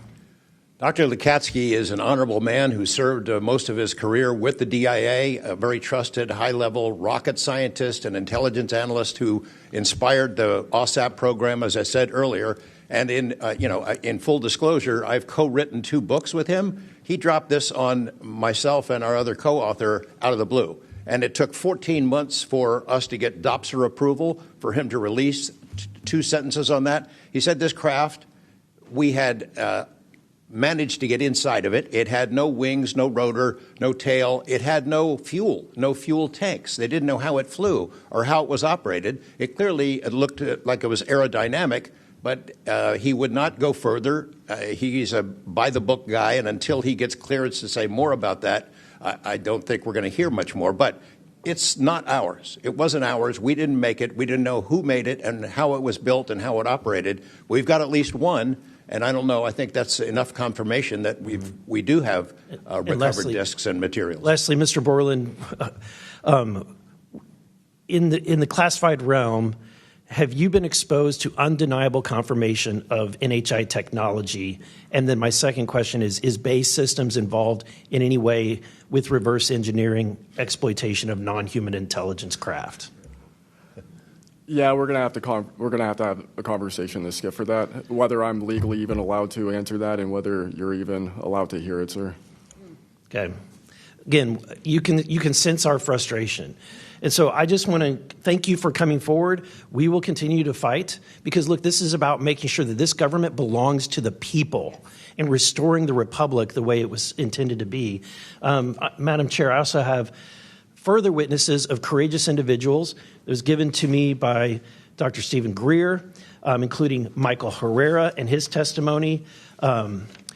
We have Roderick Castle and his testimony, Randy Anderson, his testimony, Stephen Digna, and others, 3 others, all saying similar things to what the witnesses today have said. And I would like to enter that into the record as well. No objection. Thank you. I now recognize Representative Lee for 5 minutes. Thank you, Madam Chair. I think we need to make sure that we don't get distracted by sensational stories only of unidentified anomalous phenomena and lose track of what the core of this hearing is about. This is all a perfect example of why whistleblowers are so important and why it's so important that we step up and protect them.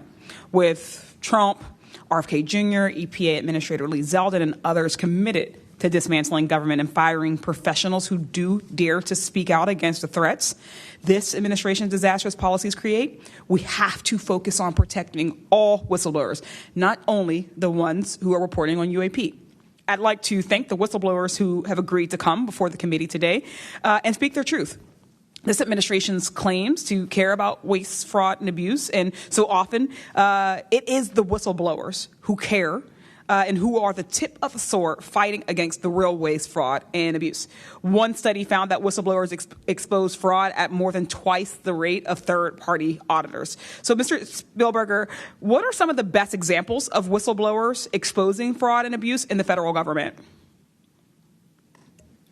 Thank you, Congresswoman. Again, whistleblowers have played such a vital role across so many different issues. One prominent example goes back to the 2014 VA waitlist scandal. POGO actually played a very instrumental role coordinating with Iraq and Afghanistan Veterans of America. At that time, we received tips and whistleblower disclosures from over 800 different individuals talking about the VA subjecting veterans to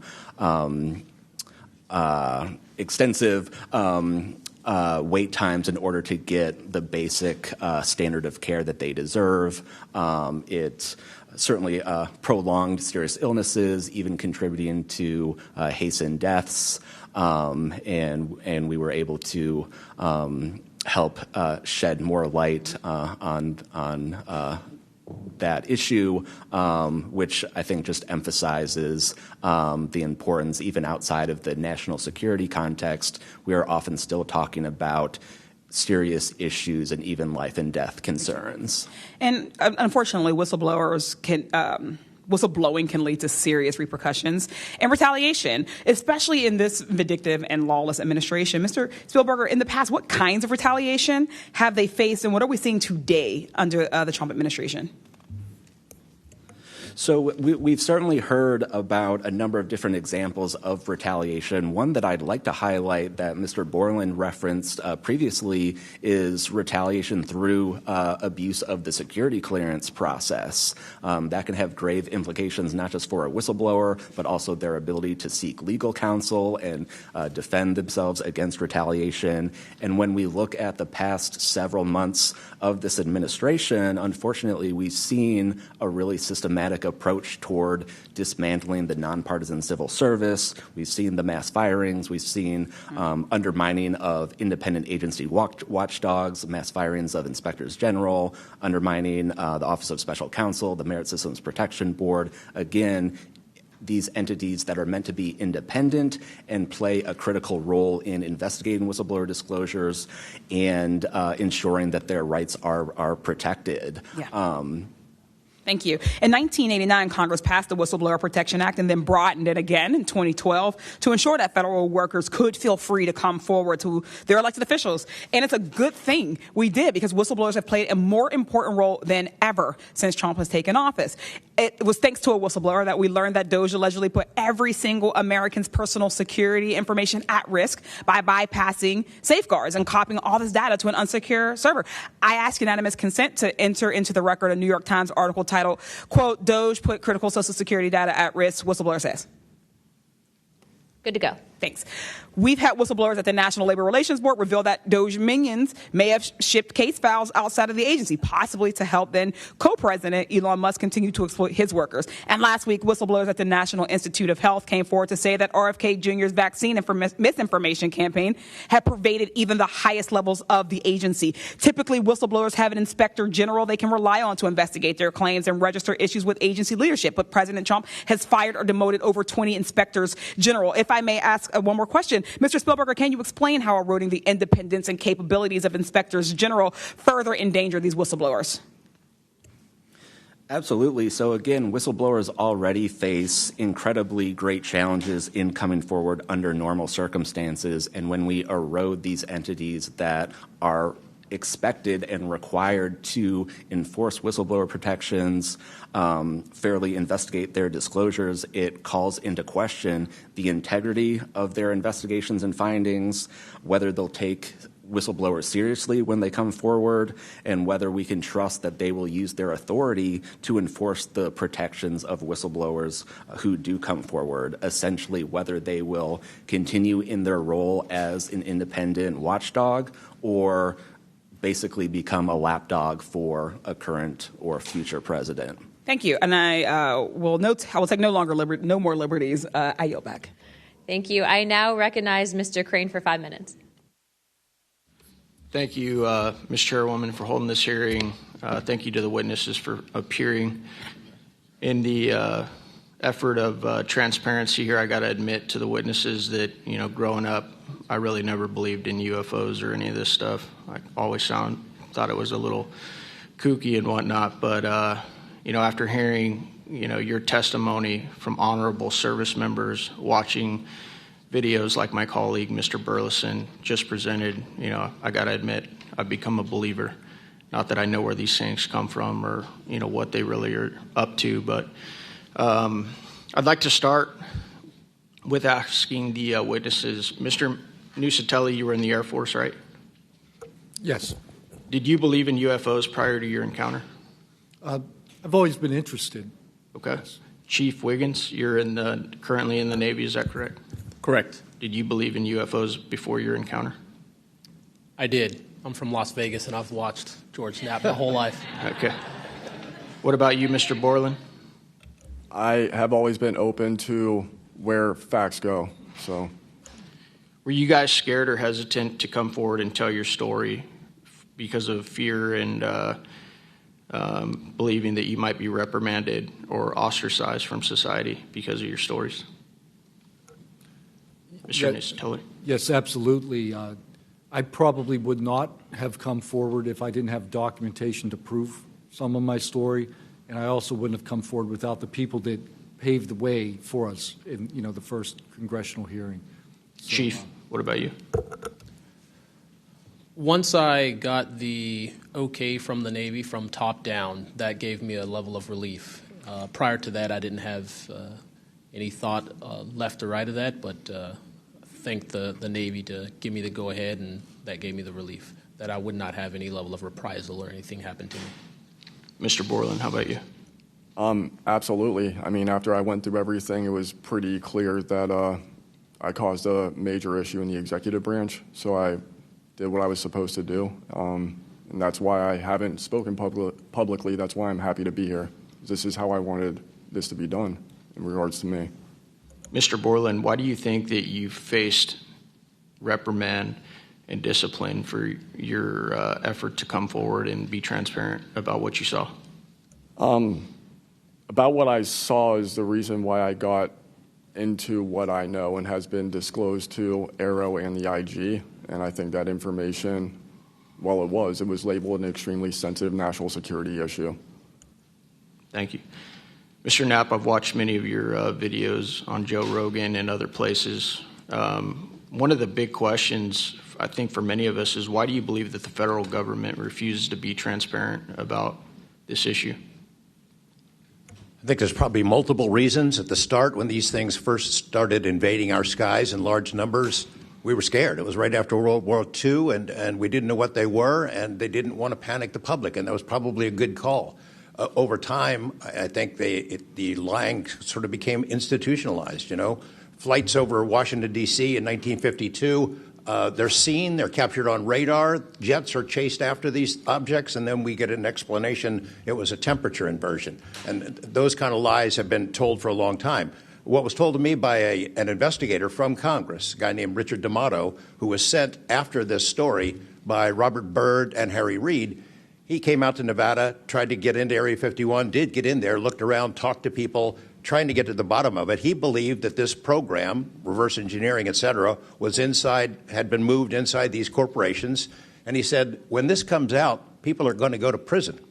And he meant people who were basically misusing legitimate national security funds, tens of billions of dollars, in order to keep this cover-up going. I also believe there's a legitimate reason for the cover-up in that there is undeniable connection of national security involved in this technology. If we are racing for it to master that technology against the Russians and the Chinese, which is what I have been told by Senator Reid and many others, then it is a race that's critical to our survival. There could be a form of disclosure, I think. Yes, it's real. It's from somewhere else without revealing all the details that would allow someone else to have an advantage in the race for this technology. Thank you. Finally, I'd like to enter into the testimony a letter I sent to the DOD regarding the case of Major David Charles Grush, a UAP whistleblower who's been extremely helpful to this committee. Unfortunately, due to his participation in the disclosure of UAP, he suffered reprisal like the removal of his clearance, denial of promotion, and loss of medical retirement. I wrote the DOD on July 24th, 2025, on behalf of Major Grush, and I'm still waiting for a reply. I appreciate any help the committee can offer to get a response. Thank you. I yield back. Without objection, we'll be following up with the DoD after this hearing. Thank you, Representative Crane. I'd next like to recognize Representative Gill for 5 minutes. Thank you, Chairwoman Luna, for holding this hearing, and I'd like to yield a minute of my time to you. Perfect. My first question is to Mr. Knapp. Mr. Knapp, how do we know that the files that you obtained from the former Soviet government are not BS and just given to you as a disinformation campaign against the U.S. government? Yeah, it's a good question. So I shared some of them with the Senate Intelligence Committee when I first got back because that was requested by the Russians who shared some of that information with me. Secondly, I gave all of that material to the DIA through BASS, the OSAP program. Sorry for the acronyms. Can you name names real quick? Sorry. At BASS or OSAP? Who did you give them to directly? I gave them to Robert Bigelow and to Jim Lukatsky. And they hired a whole team to go through them and retranslate them and analyze it, and they created a structure of how the UFO programs in the USSR and Russia were put together. They said they were real. The other person who said they were real is David Grush. Noted. Thank you. Representative Gill. Yep. And thank you. I'd like to yield the remainder of my time to Eric Burleson. Thank you, Representative Gill. Mr. Wiggins, Chief Wiggins, in your view, what mechanisms, such as internal protocols, witness debriefings, or cross-agency documentation, should be better established in order to ensure that such a credible sighting, like the one that you have given, are preserved and made available to oversight bodies like this? Thank you, sir. As a active duty Navy member, our mission is to carry out the ship's mission or the command's mission, and we, on a general basis, don't have knowledge of what to do when we see things like this. We just don't. We're there to do our mission and do what's told of us, right? So I think what would be important is giving active duty members a clear way of being able to report things like this to where it gets to this point, and ensuring that we have a standard level of understanding that there wouldn't be any level of reprisal or anything happening, because I've been in the Navy for almost 24 years, but what about the sailors that have been in for 2 years that experience things like this? They're not going to have the knowledge, or they'll probably be a little bit more fearful to speak up, being it that their career is just starting. Yeah, I want to commend you. You're the first witness to come forward that is currently serving, and it's recognized. And so I thank you. And your testimony is unbelievable. Let me ask this question: are you familiar with the Witness Protection Act that Representative Burchett has filed? I'm not too familiar, sir. Anyone on the committee familiar with it? It's fantastic. It's the language that we need. It's language that will protect whistleblowers from any kind of reprisal, and yet it's again and again blocked by this body in some way. Many a times it's being blocked not by elected officials but by staff behind the scenes. And the other bill, the UAP Disclosure Act, which was filed last year, Senator Schumer, who I cannot believe that there's a topic that he and I agree on, but he and I agree on this topic. He has sponsored it in the Senate. He put it on the National Defense Authorization Act last year. Remarkably, I can't get it it was stripped out by the House last year, and I can't get it onto the bill leaving the House this year. Mr. Knapp, how far would that bill go to actually getting the answers that we need? Pretty far. I think that they're still going to have roadblocks. The keepers of the secrets, the private companies that have been doing this job for intelligence agencies for a long time, are not going to cough it up. You'd have to force it out of them. And whether you can get them to admit that they have it or not, they're supposed to lie about it. They've been lying about it. More power to you. I hope it works. I hope it passes this time. But it's a daunting challenge to get them to open up after lying about it for more than 75 years. Yeah. And then finally, Mr. Borland, when you engaged with Arrow in 2023, you noted that their public statements did not match the reality that you and others had witnessed. In your assessment, what were the key limitations of AARO? I would put it to you this way. The statement AARO has made is scientific evidence of extraterrestrials. Scientific evidence requires a scientific control. Extraterrestrial is an entity on another planet. The only way to scientifically prove extraterrestrial is we have to go to that planet, acquire technology, bring it back, and compare it to what we have here. So you're saying they won't let anything out or they won't come forward unless they confirm that unless they go to the planet and confirm where its origin is? That would be scientific evidence, yes. And by that statement, AARO found no scientific evidence of extraterrestrials is basically, I don't want to call it a psyop, but a misrepresentation, because we do have things. But making that statement is not technically a lie. It's a misrepresentation of the full truth. Thank you. Madam Chair, may I, just since we're on that topic real quick, how do we get to these other planets? How do we pass the Van Allen radiation belt safely? Good question for you. I cannot answer that for you. I would now like to recognize Mr. Perry for 5 minutes. Thanks, Madam Chair. I think I'll start with maybe Mr. Borland. So you have a clearance, right? You're in uniform, you have a clearance. When did you leave service? What year? I left in 2013, February 2013. Who was the president, if you recall? 2013 would have been President Obama, sir. Wasn't President Trump, right? No, sir. Okay, so you have a clearance, right? You're serving in uniform, you have a clearance. Yes, Your sir. story, I think many of us are kind of picturing the scene. You walk out in the flight line, having a smoke, this event occurs. Do you have the perception, at least I do, based on your story, that this involves the U.S. government? Whatever you saw involves the U.S. government. That is 100% my opinion then and now. And was there an after action? Do you do a daily debrief of the activities of the day? Was any of that recorded? Was there a conversation with the command? Was there any documentation that you know of at the time? Not to my knowledge. I mean, like I said, I talked about it on the ops floor, and a couple of people had pulled me aside, some older enlisted, and were like, you probably want to keep that to yourself. So did you get the impression that they knew what you were talking about, just didn't want you to harm your career or seem crazy, or that they didn't really witness? Did you know anybody else that witnessed what you saw? Again, not that night. Like I said, the only people that would have been out there would have been security forces, and then those of us that were doing ops. Security forces in uniform or contract? Probably both. Did you talk to them? Did anybody talk to them in an after action? Not to my knowledge, sir. Was there any interest in the command to determine and verify what you saw? Not to my knowledge, sir. It's unfortunate. Chief Wiggins, thank you for your service. Gentlemen, thanks all of you for your courage to be here. Your story's a little bit different. Sounds like it,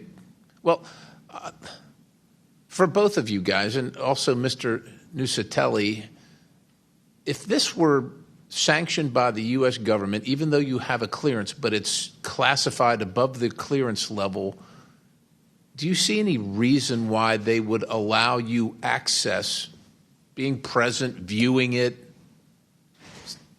hearing it, being around it? Like, what is this, an accident? Like, does the U.S. government make these kind of accidents? They make accidents, mistakes like this? Like, we're doing this test of this new system, and we forgot these guys were standing here. Does that sound like something that the U.S. government would do? No, sir. Some of the launches we were doing were like $5 billion projects that had taken like 10 years to develop the technology. And these objects were coming right up to the launch pad.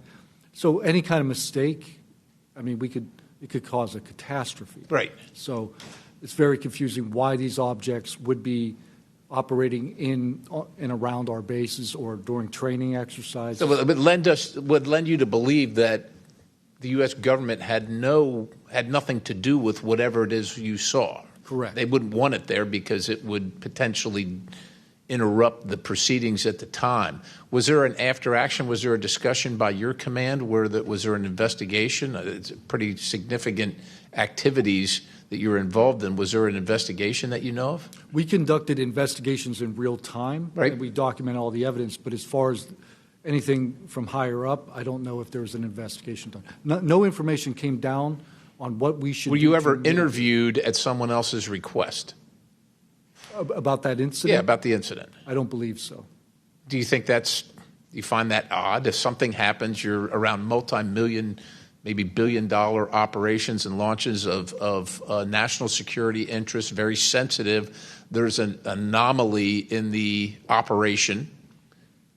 The only person witnessed it, saw a UAP at Vandenberg at that time frame, that was interviewed was the one that witnessed the thing land.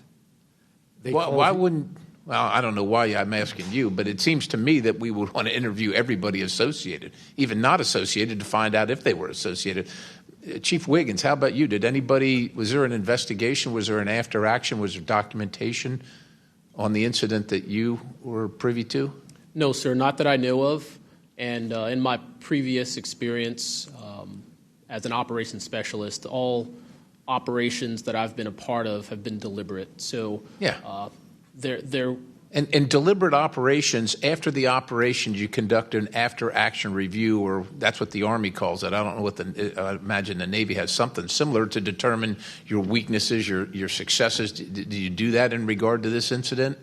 No, sir. The Navy calls it after-action reports, and not to my knowledge was there an after-action report of this incident, sir. It's unfortunate. Thank you, Chair. I yield. I now recognize Mr. Biggs for 5 minutes. Thank you, Madam Chair. Thank you to the witnesses for being here today. I'll tell you that today's testimony should alarm every American, no matter their views on UAPs. This isn't simply about UAPs. It's about government integrity, responsible use of taxpayer funds, and Congress's constitutional duty to oversee the executive branch. We've heard evidence of critical information hidden in special access programs, off limits to virtually every elected representative, and certainly to the public. Credible witnesses report retaliation for speaking out. These are clear attempts to silence those who are exposing the truth.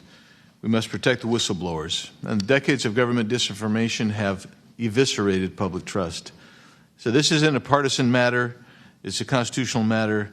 And when you talk about the VAs, Ms. Spielberger, and all the problems that they had, the hub of that was Phoenix. And they went after the whistleblowers there. And that was under the Obama administration. So it doesn't matter which administration, which party. Both parties have got to come clean, particularly on this. So if the government thinks it can hide the truth and punish those who speak out, Congress has to keep pushing until the facts, whatever they are, wherever they lead, come to light. I'm going to go to you, Mr. Knapp, first. You've interviewed numerous UAP whistleblowers over the years. The question is, how do you verify their claims before deciding they're credible enough to report on? It's a combination of factors. First, you check their credentials. Did they really serve where they said they did, and did they work where they said they did? Are there any other witnesses? Is there visual proof, film, footage, things of that sort? You ask the people around them that know them, that used to work with them, if they're credible people. That's one way. You know, I think about AARO, the organization that this body created to deal with witnesses and whistleblowers. I hope I'm not taking too much of your time here, but they invited people to come forward, service members who saw things and had experiences. And I can tell you that the people that I have talked to who went through that are deeply disappointed. There was a guy named Bob Jacobs who was a lieutenant attached to Vandenberg in 1964. His unit would record missile tests. They recorded all of them. On one of these particular tests, a UFO comes out of nowhere, zaps what looks like a laser beam at what would have been a nuclear dummy, a nuclear weapon, and disabled it. And he is called into the commander's office. Two guys in suits clip that film footage out that shows the UFO, and he's ordered to never talk about it.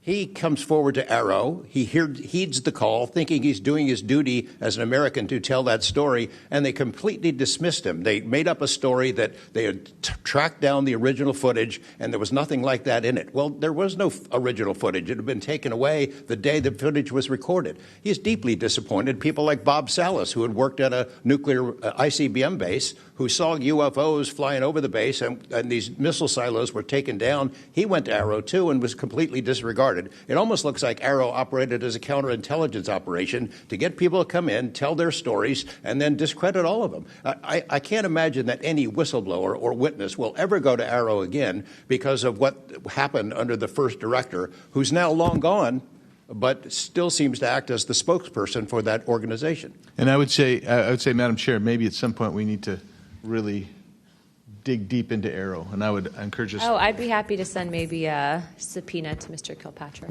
That'd be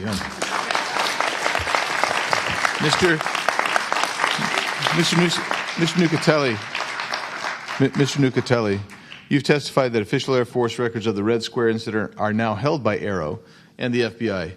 Has Congress or you been denied access to those records, and on what grounds would we be denied access, you or us? No, the records are unclassified, so okay, provide them.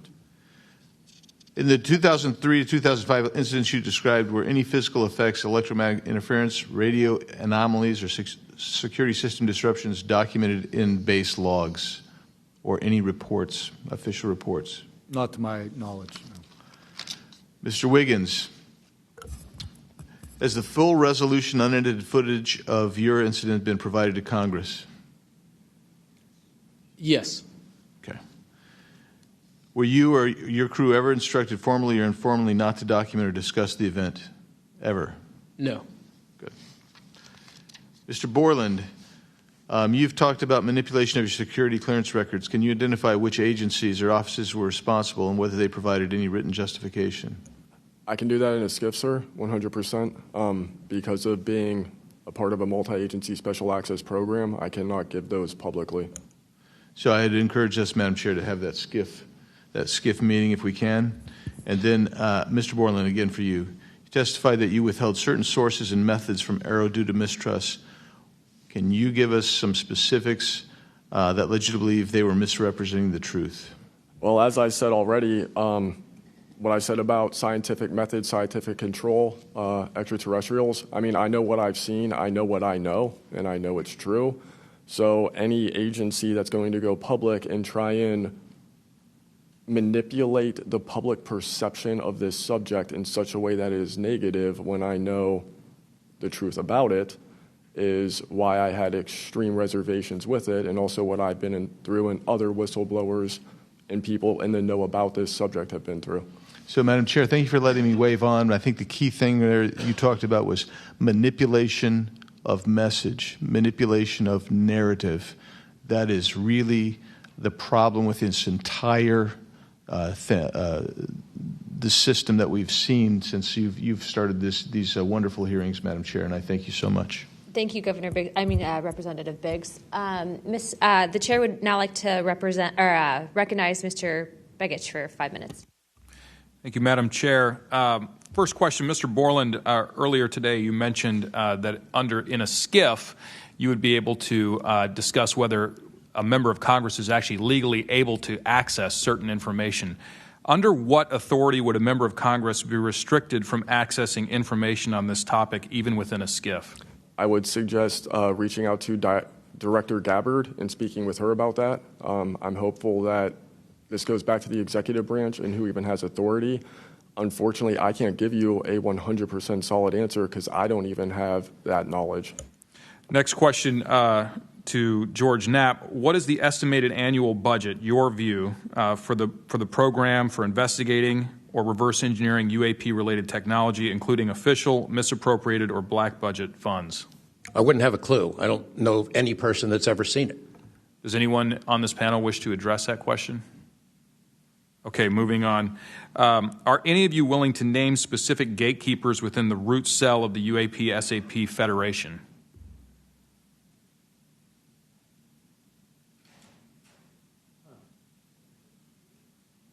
You mean specific people and contractors that have dealt with this and kept the secret? Specific individuals. Well, one of them was named Dr. James Ryder at Lockheed.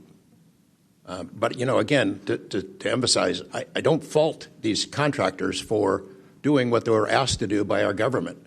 They're supposed to lie if people ask about it. And the intelligence agencies who who gave this stuff to them, CIA, I think primarily, told them to keep it quiet, and they've done that. And I suspect that they'd like an off-ramp, that they'd like some help with figuring out this technology at some point. And this is, again, available to anyone, is there a security classification guide for UAP or NHI?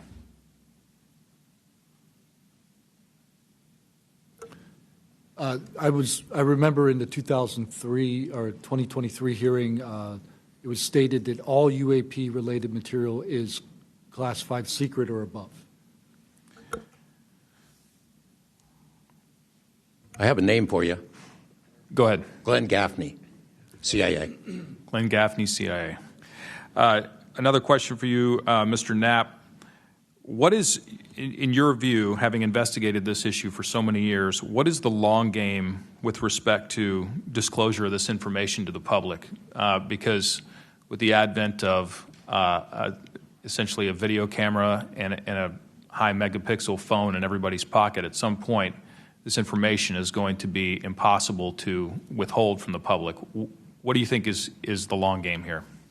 Well, the secret's out. I mean, how many videos have there been already? You know, videos that are leaked from within the military and intelligence agencies and contractors and censor platforms. It's out there.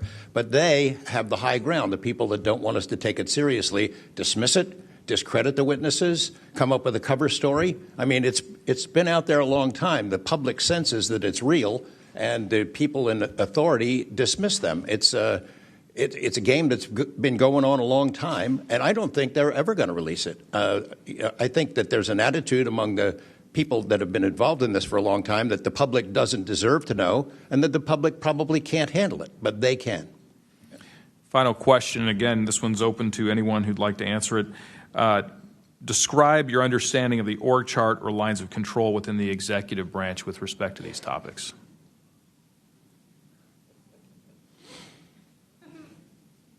And if you'd like to address that in a skiff, feel free to say so.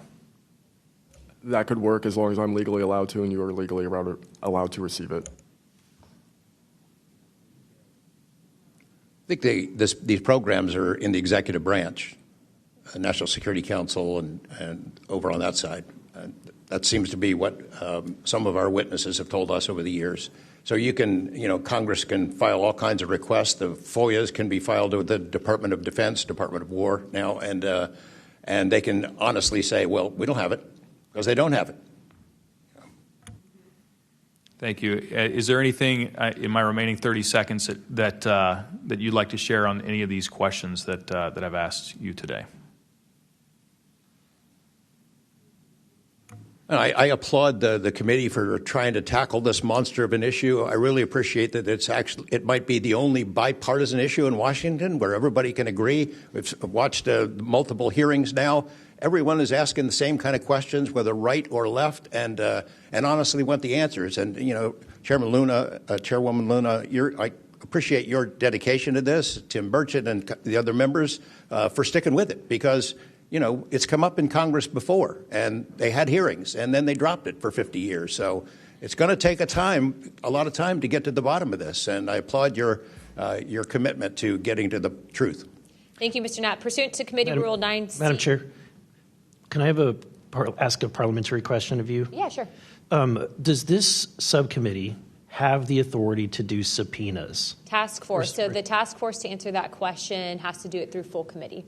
Okay. So, and also in regards to immunity, which to Mr. Borland's point, we are going to be doing a motion to ask for immunity for you and a few other people to come into a skiff and tell us what you know without being subject to the Espionage Act, et cetera. Thank you, ma'am. So that's just kind of an update. But as a task force, because we are not a full subcommittee and there are certain authorities that haven't been granted to us, probably because they don't want us to have it. But there are ways to work around it, so we're kind of figuring that out. Pursuant to Committee Rule 9C, the majority and minority will have an additional 30 minutes each to ask questions of the witnesses without objection. So ordered. With that being said, if you guys want to jump in the queue, I know Representative Crane, Burleson, and likely Burchett have a few more questions. I'll just start out with two, and then I'll pass the buck to Burleson. Burchett, do you have anything? Yeah, Burchett, and then Crane. Just real quick, Mr. Knapp, and short answers, please, because of time. How much of these alleged Russian crash retrieval documents have already been physically out there? So, I mean, percentage-wise of the documents that you submitted to Congress, what was public already and what was not newly released? Maybe 1%. Okay, so the rest of it should be predominantly new information. Yep. Also, can you just elaborate real quick? I know you had, I think, mentioned a Thread 3 program, but also alleged in those documents, I got through maybe half of them last night. There's a lot, and I don't speak Russian, contrary to what my people might allege. What does the Thread 3, was there any specific programs that existed within the Soviet government or groups to specifically investigate this by name real quick? It's a number. There's a number in those documents I gave you. There was a larger program that actually had 3 sub-programs that was Thread 3 was the name I got, and then the DIA guys who looked at it figured out there was a much larger organization. And it's listed in those documents? Yes. Okay, thank you. Real quick, I'd like to ask the committee to replay that video that Burleson had played earlier. I want to ask every witness here, specifically ones that have sensor training or have been able to recognize some of this movement real quick. So if you guys can please roll that real quick.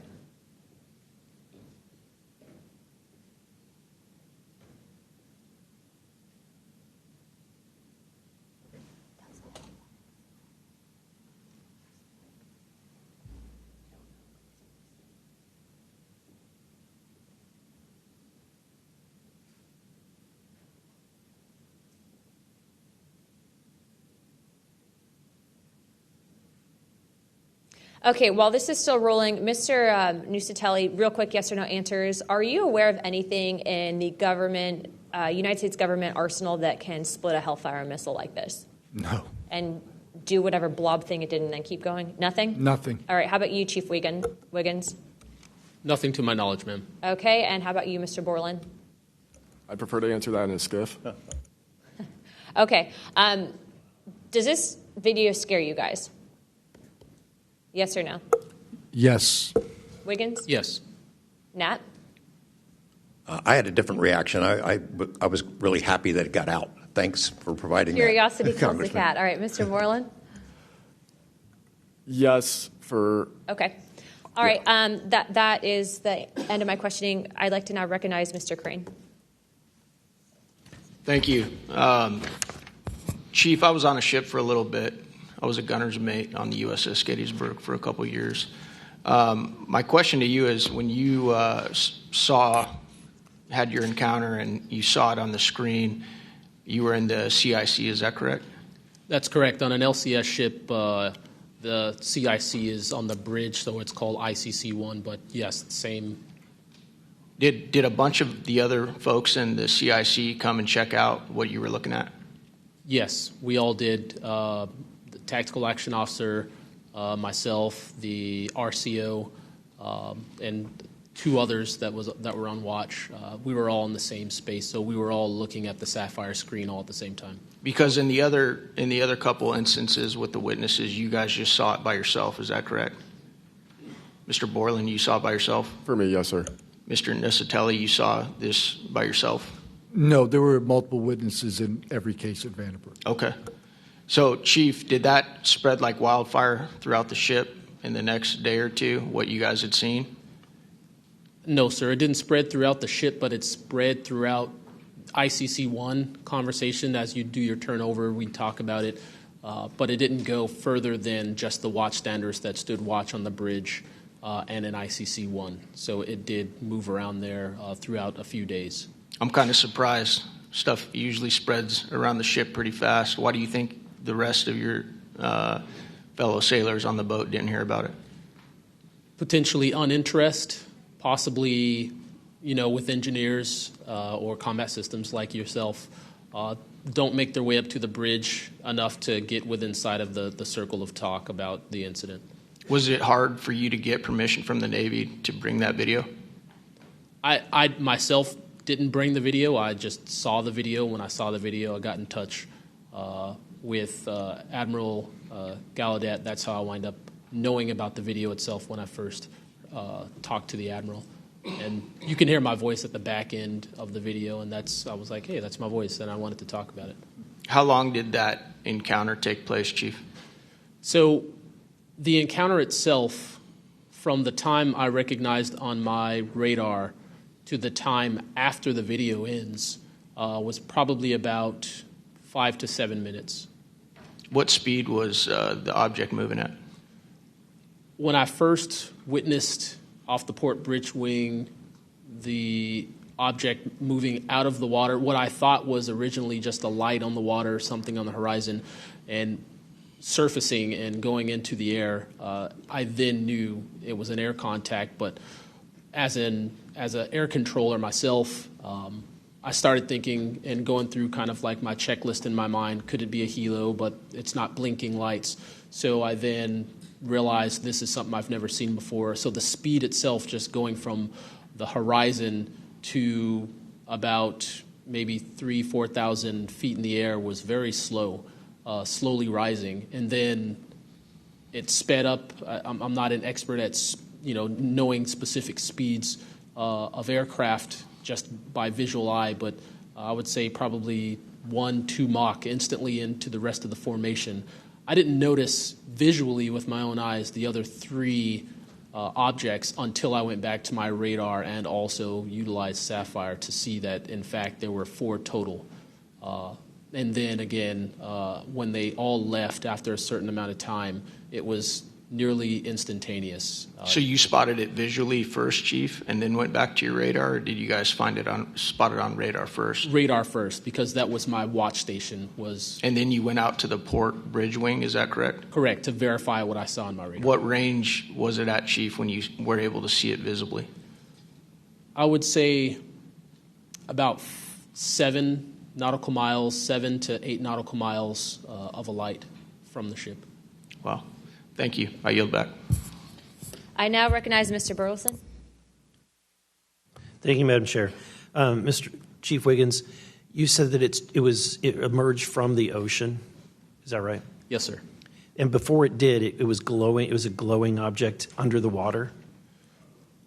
That part I couldn't tell because it was nighttime at 1915 approximately, and it was also at a distance. So it's very hard to tell the difference between something on the horizon and something surfacing from the water. My personal thoughts after seeing what I saw is that it did in fact come from the water, but I don't have visual evidence showing exactly, that it did in fact come from the water. But I had to go through my process of elimination and try to figure out, was this a ship on the horizon just showing its lights at night, but to see it surface, then it made me question, okay, where did this come from? If it's flying and it's not a drone or anything like that, where was its origin? Where did it start?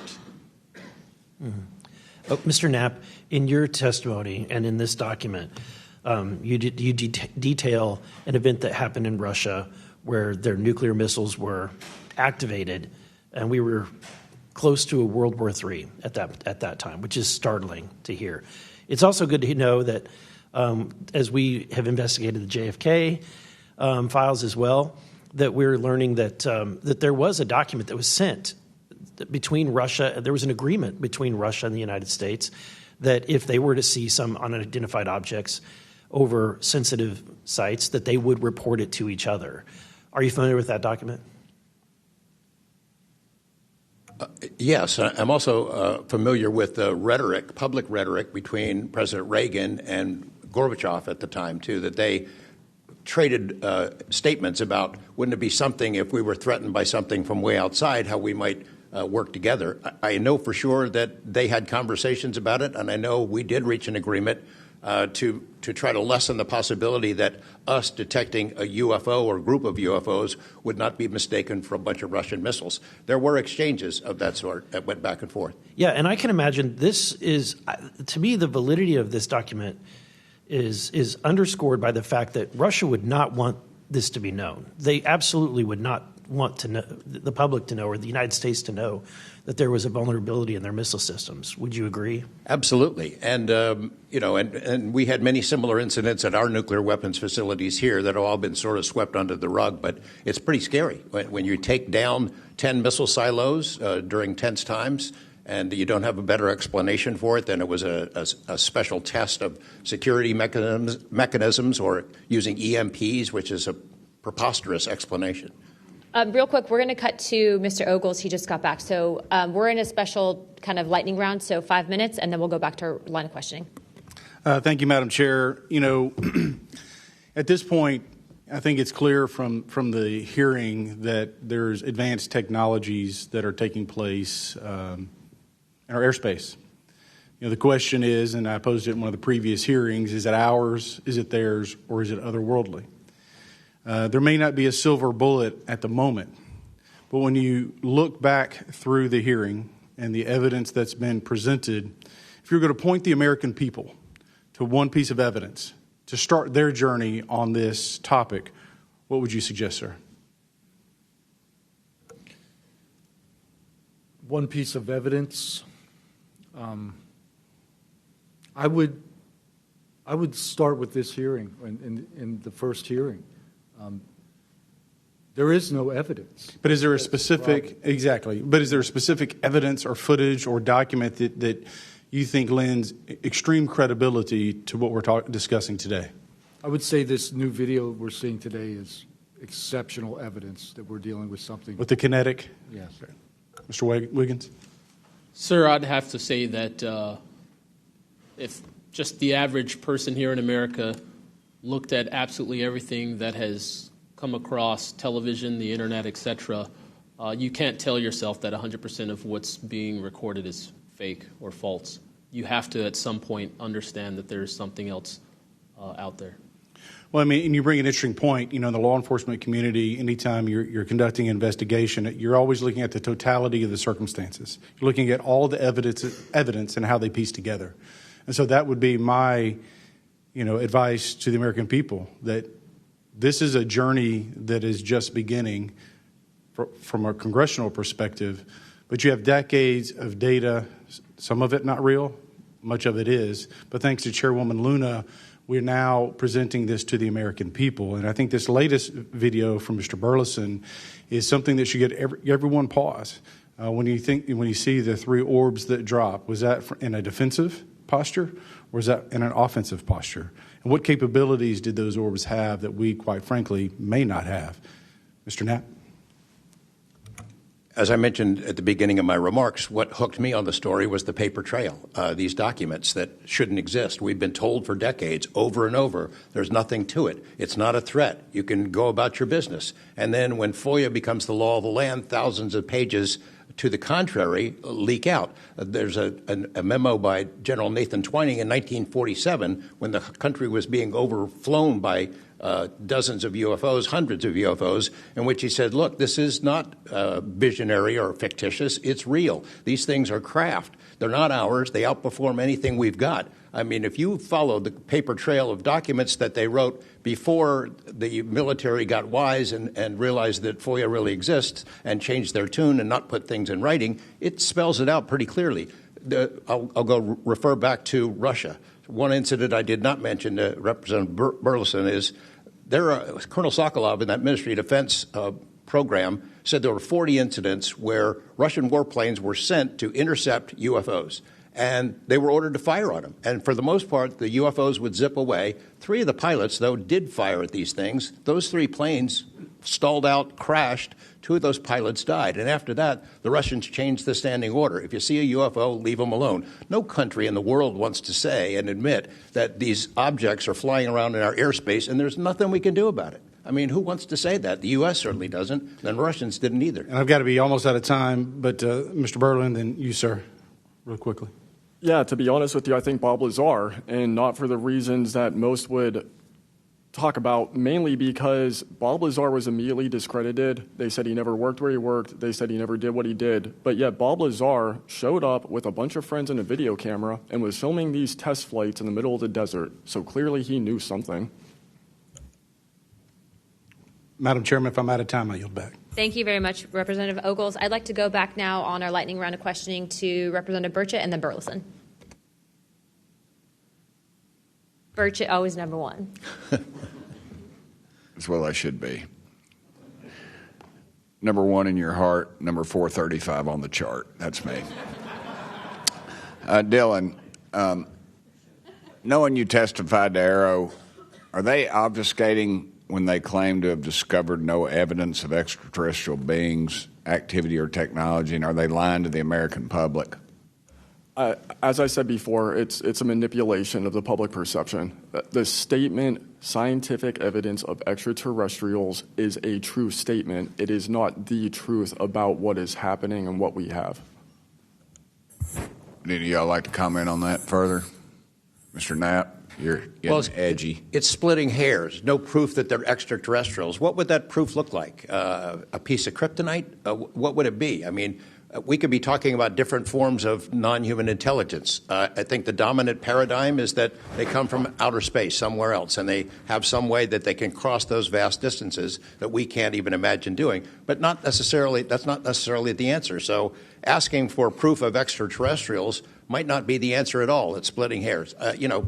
We don't know where they're from. I don't know anyone who knows the answer for sure. They call them aliens just as a placekeeper kind of a word, but no one in all these programs who've studied this stuff for years, people with much bigger brains than mine, knows the answer for sure. I've talked to Navy folks that some of the deep sea areas, they think there might be something there, that they're here, and I don't know when they got here. Another point that needs to be made is every time, we say we're going to back engineer or whatever you want to call it, these craft, I always say, like, it'd be like if you took I ride motorcycles, but if you took like an Indian or a Harley to the people that came over here on the Mayflower, they'd see a bright, shiny object. They might polish it.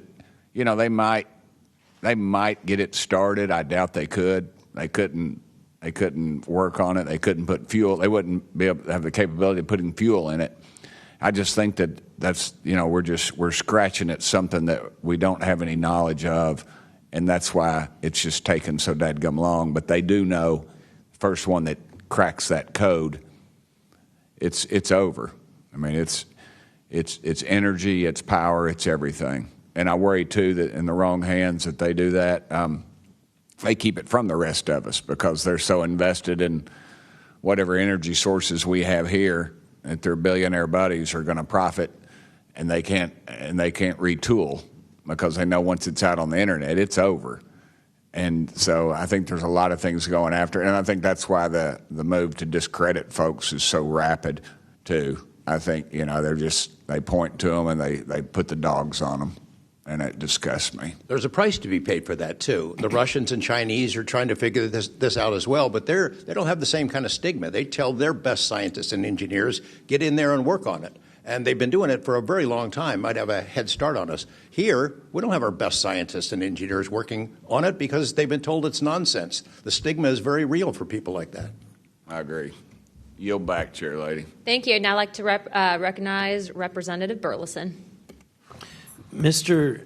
Nucatelli, when you heard the testimony of Mr. Knapp talking about these missiles were shut down or turned on in Russia, does that remind you, when you hear these stories, it's got to remind you of the event that happened on your base? Absolutely. There are many accounts of incursions of this taking place. I believe in the 60s we had a similar incursion in New England, and same thing happened. There were these objects coming over the base at low altitude, 200 feet over the base security police, and they were scrambling fighters, and then the objects would just fly off, and that went on for weeks. So the historical record has laid out that there's a pattern, that our installations are visited by these craft. They come in and do whatever they're doing, and then they leave. And we don't know how to respond. We don't know how to protect the installation. So that's why we're here. When you first heard, and we're having to report on these incidents that were being witnessed by other individuals, did you believe them? Did you yourself believe it would be true until you saw it? Yeah, these are people I've worked with for years, deployed with. I was in some of the weddings. These are people that I worked with every day of my life. Usually when the events were occurring, we were all together. There'd be 40, 60, 100 people on duty during these encounters. Really? Yeah. All seeing it at the same time? Yes, these encounters were playing out while we were on duty, and and we were responding and investigating in real time as they occurred. And as you said, the importance of your operation was highly important because they said it's the most important in 25 years, the research that you were conducting. For that particular launch, we had 500 Air Force police officers guarding the launch. 500 people. It was that critical. Wow. But had this thing showed up, we wouldn't have been able to do anything to prevent it showing up. Real quickly, can you just redescribe size and whether or not you heard anything? It was how big, wise? The two square objects were at least as large as a football field. The second encounter, they think it was much larger than a football field. We're talking like flying buildings. The object I saw was about 30 feet in diameter. And to confirm, you were not the only person that saw this. Correct. I think I was also told that there was also reports of this in a police blotter in the area. Can you confirm that? Yes, that's the documentation that I maintained from the original event and turned into Arrow and the FBI. Okay. Do you have any more, Burleson? No, Madam Chair, I just want to reiterate to the American people that if you're frustrated, so are we. We're extremely frustrated. We've been, the 2-3 years. I can only imagine how frustrated Mr. Knapp is or Danny Sheehan is, and the amount of time that you guys have poured into this to try to get answers. I mean, Masson is back there. He's been pouring to try to get answers into this. I hope that you all see that we're committed to this, and we're going to be scrappy about it. We may not have the direct authority, but I can assure you, Representative Luna is about as scrappy as it gets. I wouldn't want to scrap with her. But that being said, I think that if the American people want to see answers, we need to action. We've had the hearings. It's time to take action. It's time that we pass Tim Burchett's Whistleblower Act. It's time that we pass the UAP Disclosure Act. And I think that we've had a lot of talk about this. It's time for action. Thank you, Burleson.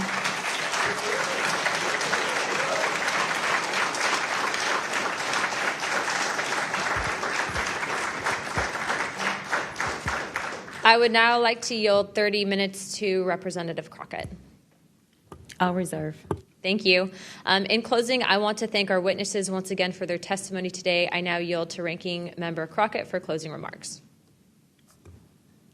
I'll pass. No, I just want to say thank you so much to each and every one of you for being here today, for staying committed to this, and for your courage. I truly believe that courage is contagious.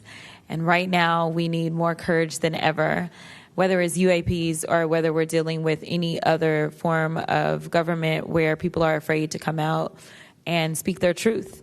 The American people are relying on amazing public servants like you to speak up on their behalf, to be the watchdog, and to make sure that we are as safe as possible. And so thank you so much again for conducting a bipartisan hearing on such an important matter. Thank you. I'd now like to recognize myself for some closing remarks. This is obviously something that doesn't just affect everyone in this room. I can tell you that specifically for where I represent in Pinellas County, Tampa Bay, and Florida as a whole, there's many sightings, many questions, people reporting this, but I'm not the only one. I was also told by Representative Biggs, as well as our great representative from Alaska, that these are not isolated instances, and so it does give us reasoning to provide investigative inquiry into these topics. But also, too, I would also like Mr. Spielberger, if you could actually review and see if your organization would endorse the Whistleblower Protection Act that Representative Burchett has. I can tell you that I will be signing on to a letter, as well as I'm sure many other members of this task force, and we hope that the ranking chairwoman, or my colleague here, Representative Crockett, as well as our Democrats that were here today, consider also signing on to that, as we do feel that it is time to ensure that our whistleblowers are given adequate protections and that people like Mr. Borland are not facing retribution in the way that they have been. With that being said, with all that and without objection, all members have 5 legislative days within to submit materials and additional written questions for the witnesses, and which will be also forwarded to those witnesses. If there are no further business, without objection, I'd like to now recognize Representative Burchett for closing remarks. I would just like to thank the ranking member and the chair lady for their courage. This is a tough issue. We all catch hell for it. And but it's gratifying that we're here in a bipartisan nature and the way this meeting was conducted. And I want to thank y'all for your courage. Thank y'all. And